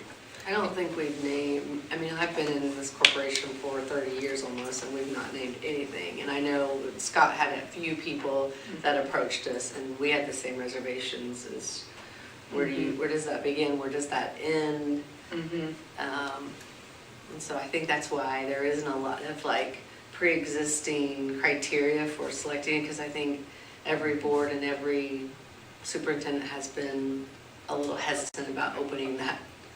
Well, I know over at the Little Spartan Preschool, and I can't think of the woman's name right now, they dedicated a little garden over there in the. We have a lot of like memorial type things. And there, I think there was something done. There was a for Kelly, a little garden at Fayette Central for Kelly O'Rourke. Yeah, but this obviously is a much bigger type situation. There was a Louise Joyner room at Maplewood, which was the life skills room, but it was because she had left a significant amount of money, which we still use today. Louise Joyner, our life skill teachers can apply for like mini grants from that, and there was a picture of her on that room. And there are in-between options like that. Yeah, there's a lot of too. different Like there ways. could be an in memorandum like plaque that's put up, right, without actually naming a field. Like you can, like there's lots of things that you can do that would be in-between type options. He's spent a lot of time in the press. The press box, That's what I've been told. I don't trust me, know. the press box at the JV field where I spent last evening is not necessarily a fun place to be with the ladybugs and the heat and that. But he was there. But it's there, yeah. My son was a catcher, so every picture I have of the catcher, I have a mark too. But the other thing I want to keep in mind is that we didn't review the information, the committee did, and that you all put people on that committee to make a decision and to consider it, and I appreciate, Jim, that you shared with the committee just your experience, excuse me. So, and that you said the committee wanted to go ahead, just, not like you were saying don't do this, you were just giving more information for them. Yes. So I think, you know, I want to just make sure that we consider the fact that we have a committee that looked at all this information, and we're obviously, I'm sure, shared this concern about the flood of people that now want to have things named after them. And I appreciate that it wasn't exactly us who had to bring the recommendation forward, that it was brought by some other group. So I think that's important for us to keep in mind. The cross-section of the community too. You've got, Ryan was on that committee, Tara Henry is a person, Jessica Morris, these people of She's a person. Well, she's been involved with Jessica's been involved with athletics. There are people that have been involved not only with athletics, but other stuff. Yeah, she's a community person. She's a community person. Yeah. But I think, Leslie, that brings up a really good point, because it has been vetted, it has gone through a process, right? And that's what we didn't have last year, and I wanted to get in place before we were able to tackle this. It has went through a process before it's come to your doorstep, essentially. So that's a really good point, Leslie. And we put people in those positions to help us make those decisions, and they made that recommendation. So that's a really good point. Okay. So again, first reading tonight. Just like we do with board policies, there's no action required. Bring it back before you the month of May. I would say if there's community members out there that have opinions and want to share information with you, they reach out to you. Reach out to me as well, and I'm happy to share that with the board. And then we'll bring that back before you for consideration in the month of May. Okay. Thank you all for the conversation. Thank you. And thank you to Dr. Summers and the team, and for those who have reached out to honor a really, really great man, for sure. Public comments. Persons wishing to make the board aware of suggestion, ideas, and/or comments may address the board at this time. Comments which involve personnel or students must be discussed in private. Moving forward. The ISBA report. Well, we have our regional dinner tomorrow night for those who are attending, and for those who are not attending or for the public.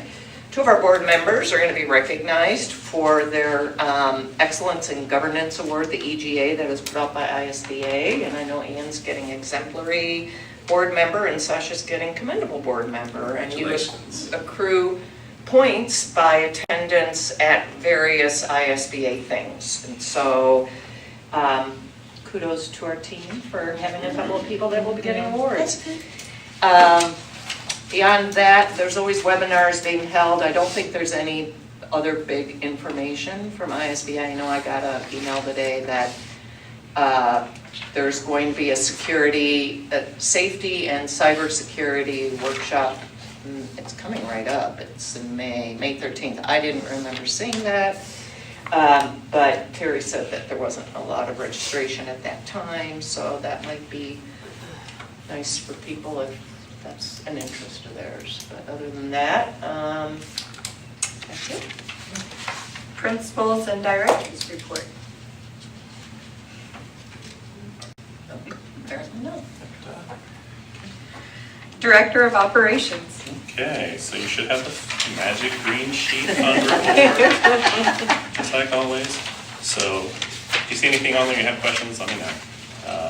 But I really want to spend some time, and I think Jeremy probably does too, with cash flows, so we can look at that. So, we reduced the 15% down to 7.5%, the transfer, so you should see that across both where that difference is made, right? So first 3 months are actual, okay? Everything else is just a projection based on salaries, where we were last year, things we buy, that typical type of stuff overhead. Now, if you let's look at the education fund first, because that one's really tied to enrollment, and that's the biggest worry. So you should see education fund across the left top and the other node. So, if you look all the way to the right in receipts, it shows $26.6 million. Okay, so that's how much revenue, income, whatever you guys want to think about coming into the account throughout the year, 26. Okay. So 27 million is right under there after all the expenses come out. So we're going to run a deficit this year, probably $690-ish thousand as of today, based on projection. Okay.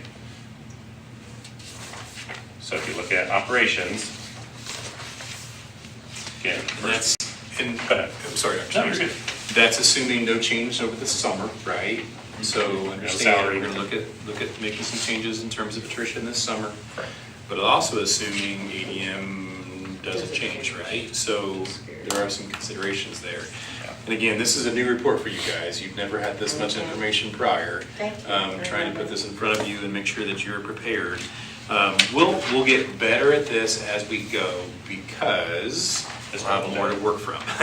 So, and I mean that, we haven't done cash flows in the past, right? So like, we're going off last year's expenditures and trying our best to project what's moving forward. Sometimes that's difficult, right? So, sorry, Dr. Summers. You're good. So, operations, right, if you look at the same thing, right, first 3 months are actual, January, February, March, all the credits, all the expenses, where those months ended in a positive or negative, right? So if you look all the way to the right at the end of the year, for under receipts in pink, you'll see a total of about 9.4 million. Okay, and then right under there in blue at the end of the year is 10.8.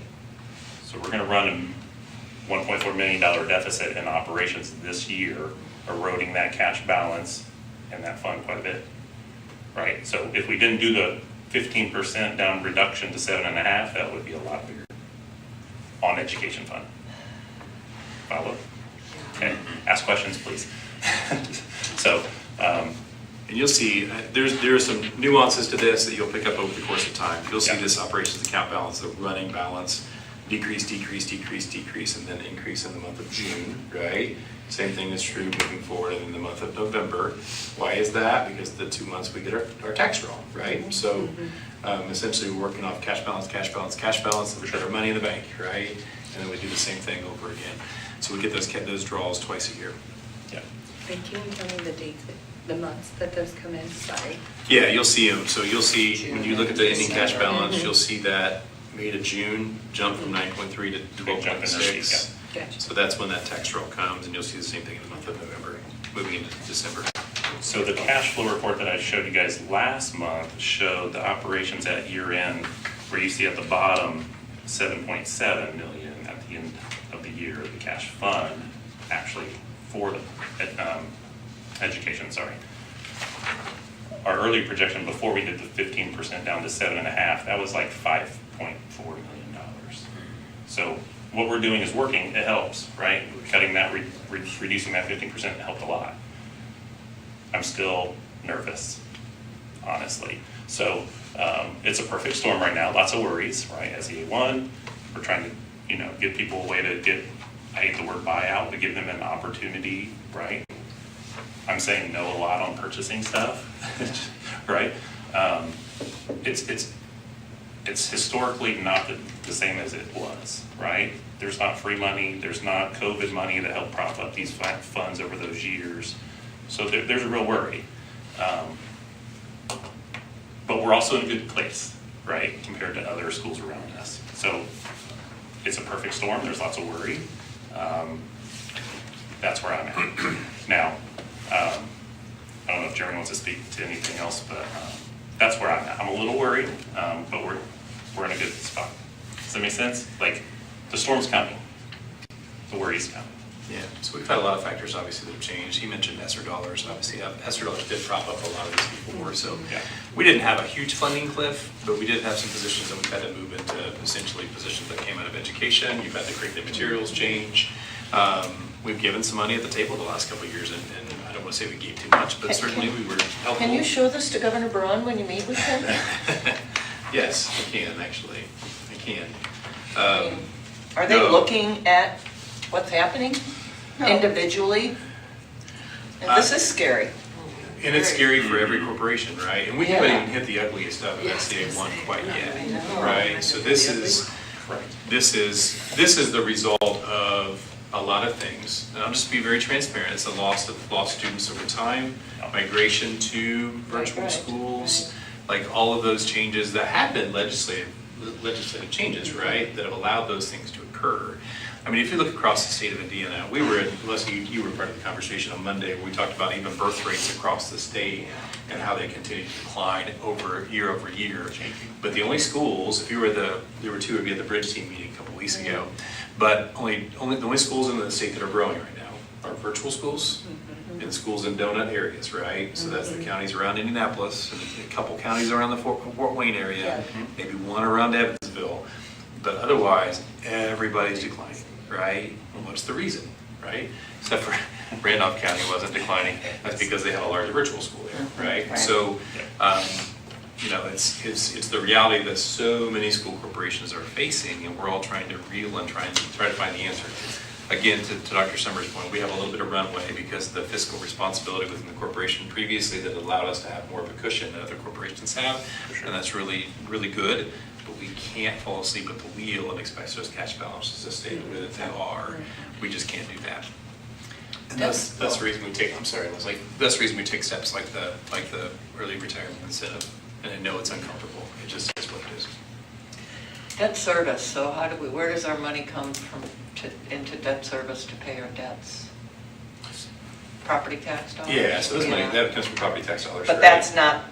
It's not going to be here. No. So That's when we get our bucket. property tax dollars, a lump goes in operations and a lump goes in debt service. And that's a protected tax, so that essentially is a protected portion of that. That's right, right. It's a separate line. And there's a little bit of concern, I'm sorry. No.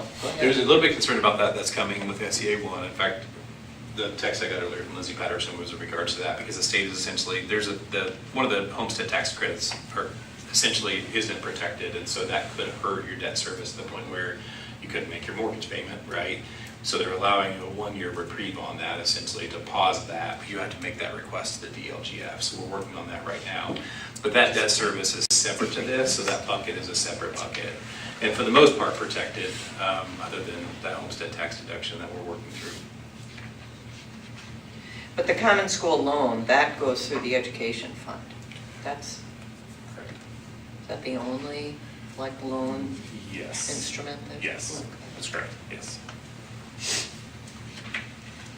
There's a lot to it, I know, but I'm hopeful that we continue to kind of unveil things and show the numbers behind, some of the decisions that we have to make. So I think it's important that you see that.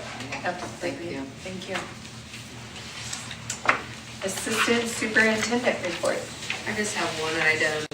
Would like the board to know that we are hosting summer school for second and third graders that did not pass iRead.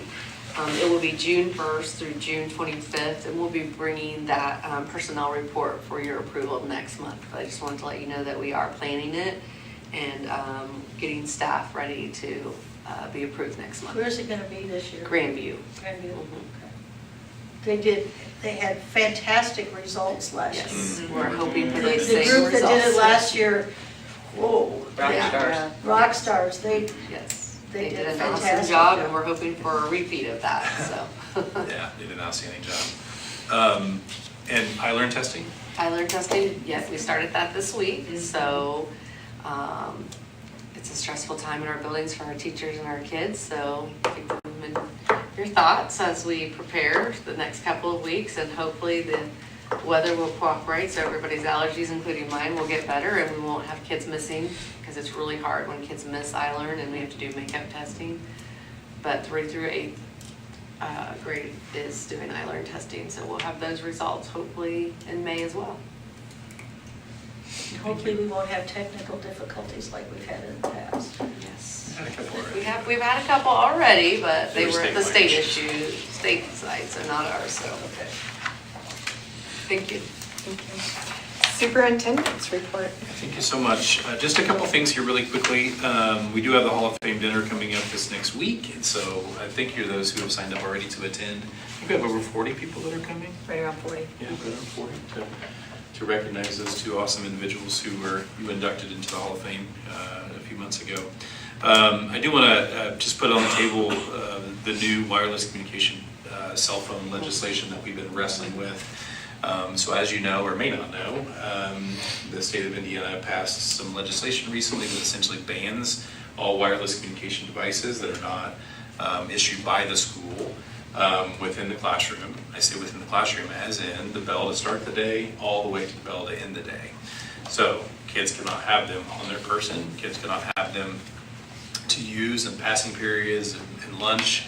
They essentially have to be in a securely stored area. So that could be a locker, that could be a secure storage locker that you purchase for cell phones, or it could be what's called like a pouch, like a Yonder pouch. We have some of those. I actually have some in my office right now. We're working through which option is going to be best for us. So Kim today put together a survey that she's going to issue to our student body to get their feedback on it. We don't want it to feel like it's force-fed. At the same time, it's law, right? So we don't have an option. When we're given a law, we have to comply, both because it's the right thing to do and because we don't want to breed entitlement in children and make them think that they can skirt the law, right? It is the law, and we have to make sure we do it. We'll put the same thing out to some parents as well, of our high school kids, and get some feedback there for what they feel like is the best path moving forward. Some of those pathways are more expensive than others, like the pouches would be upwards of, I know the quote I received so far for the middle school and high school together was like $42,000 to purchase those pouches. That's not cheap. Obviously lockers are an easy solution, but lockers are less secure, right? So what happens in a locker, when a kid goes in the passing period and they grab their phone, they essentially have just violated the law that we've been given to ban that. So it's tough. I know it's going to be hard for families and parents who are used to sending text messages throughout the day to arrange transportation or ask questions or talk about dinner that evening, whatever it happens to be. And I understand that, and it's going to be uncomfortable. I do believe, though, that cell phones and screen time and usage in the classroom is a distraction to the educational process. And so I do think there's benefit in what's happening, but we have to take steps to be ready for it, and we're wrestling with that right now. Like it's a big conversation that we're having. If you have input or ideas, I'd welcome those. Did you go to the presentation at COSBA from the school corporation in Tennessee that they banned all the cell phones from ever? Yeah. And the superintendent of schools provided some really interesting data. I think I still have some of it. It was just fantastic because I got a lot of pushback at first. But they did a study And one of their high school kids was literally interrupted 65 times during a class period. And the lack of distractions, and they even had a panel there with the presentation of a couple of the seniors in high school. Their discipline problems went down, their test scores went up. It was not an easy process to do, but the effect of it, once everybody got, hey, it's the law, and apparently Tennessee had passed a similar piece of legislation. So we cannot skirt this, we have to do this, and how do we make it work? And apparently, they made it work very, very, very, very well, but the superintendent, he said, when that piece of legislation came down, he was ready to pull his hair out. Yeah. But it did work incredibly well with them, but I think they did, I can't remember how they stored them, but the kids had to bring them in, and they put them someplace when they walked in the door at 8:15, they picked them up at 3:30. It's going to be very uncomfortable for a lot of people to start with, and I recognize that even for me as an adult, when I don't have my phone on me, I hate to even admit this, there's a certain level of anxiety that comes with that. I think honestly though, like, and you think about our students who have grown up, right, with this device in their hands, and I recognize that. It's not going to be easy. So anyway, wrestling with that right now. I do want to give a shout out to our Bridge team. We have a Bridge team that's working on talking through retention of current students, regaining former students, and attracting new students. And so working through a second meeting date with that here in the next couple of weeks. Strategic planning continues to happen, and we had a meeting today to talk through our second pillar, which essentially is student well-being. And we're going to work on our third pillar next Tuesday, be ready to bring you as a board that work, and then you have some work to do essentially to talk through operational things within your purview that meet or that work within each of those pillars. And it's good work though, some good stuff happening. The new A through F I mentioned before, but I do want to make sure that's on your radar because it is coming. We will have a letter grade next year that'll be like a preliminary letter grade. Won't be stamped in stone based upon this year's work, and then next year's work essentially will give us the first real letter grade there to follow after that. So, but there's a lot to it. I'm encouraged by what I've seen so far. I'm not an expert by any stretch, but previously it was just growth and achievement for students were the only student success factors that you were basically graded on. It used to be a long time ago, it was really just student achievement, right? Which really was a better indicator of socioeconomic status than it really was student achievement. But now they have what they call student success indicators, and so there are lots of ways. For example, attendance is one, right? So if a student misses less than 10 days for any reason, right, 94% attendance or higher, then they essentially get points for that student success indicator, which go in our favor, right? So even if a student doesn't pass I-Learn, right, they can still receive points towards the letter grade of our schools based upon those other student success indicators, which are really, really important. We all know attendance is super important, right? And so, anyway, I'm encouraged by that. I don't think it's going to be hold your feet to the fire like it has been in the past, or at least I think it's felt like. But I'll present that to you. Kim and I will in the month of May and give you more information on that. We're going to reveal our difference makers of the year on Friday, which I'm super excited about. We'll do that Publishers Clearinghouse style. Surprise some people in the classroom who have worked really hard. 21 different individuals are going to receive that award. One within the transportation department, one administrator, one other category that kind of is a catch-all. And then we have one certified, one classified staff member from each of our buildings who will be recognized. So I love it. It's awesome. We'll have that luncheon. All of you are invited in the month of May. The date is escaping me right now, the 8th. So 11:30. We try to get in and out in an hour. Like it's pretty quick. So we will actually have last year's Indiana State Teacher of the Year present who will speak for us, which is really awesome. I tried the National Teacher of the Year first. She said no. Then I tried this year's State Teacher of the Year, and she was busy. So we got last year's. She's still really awesome. But it'll be a good program. Take all their pictures, prepare for our billboards that'll go up this summer, and just celebrate the good work of our people. And so, we leave at 11:30 on Friday, correct? Help me. Yes, that's correct. To announce, to do the public. If we want to be part of the I'm public. sorry, I wasn't following. It is I was like, where are we going? Okay, yes. It's been a long day. 11:30 Friday, okay. I think that's all I have, so thank you. Wonderful. For the good of the cause.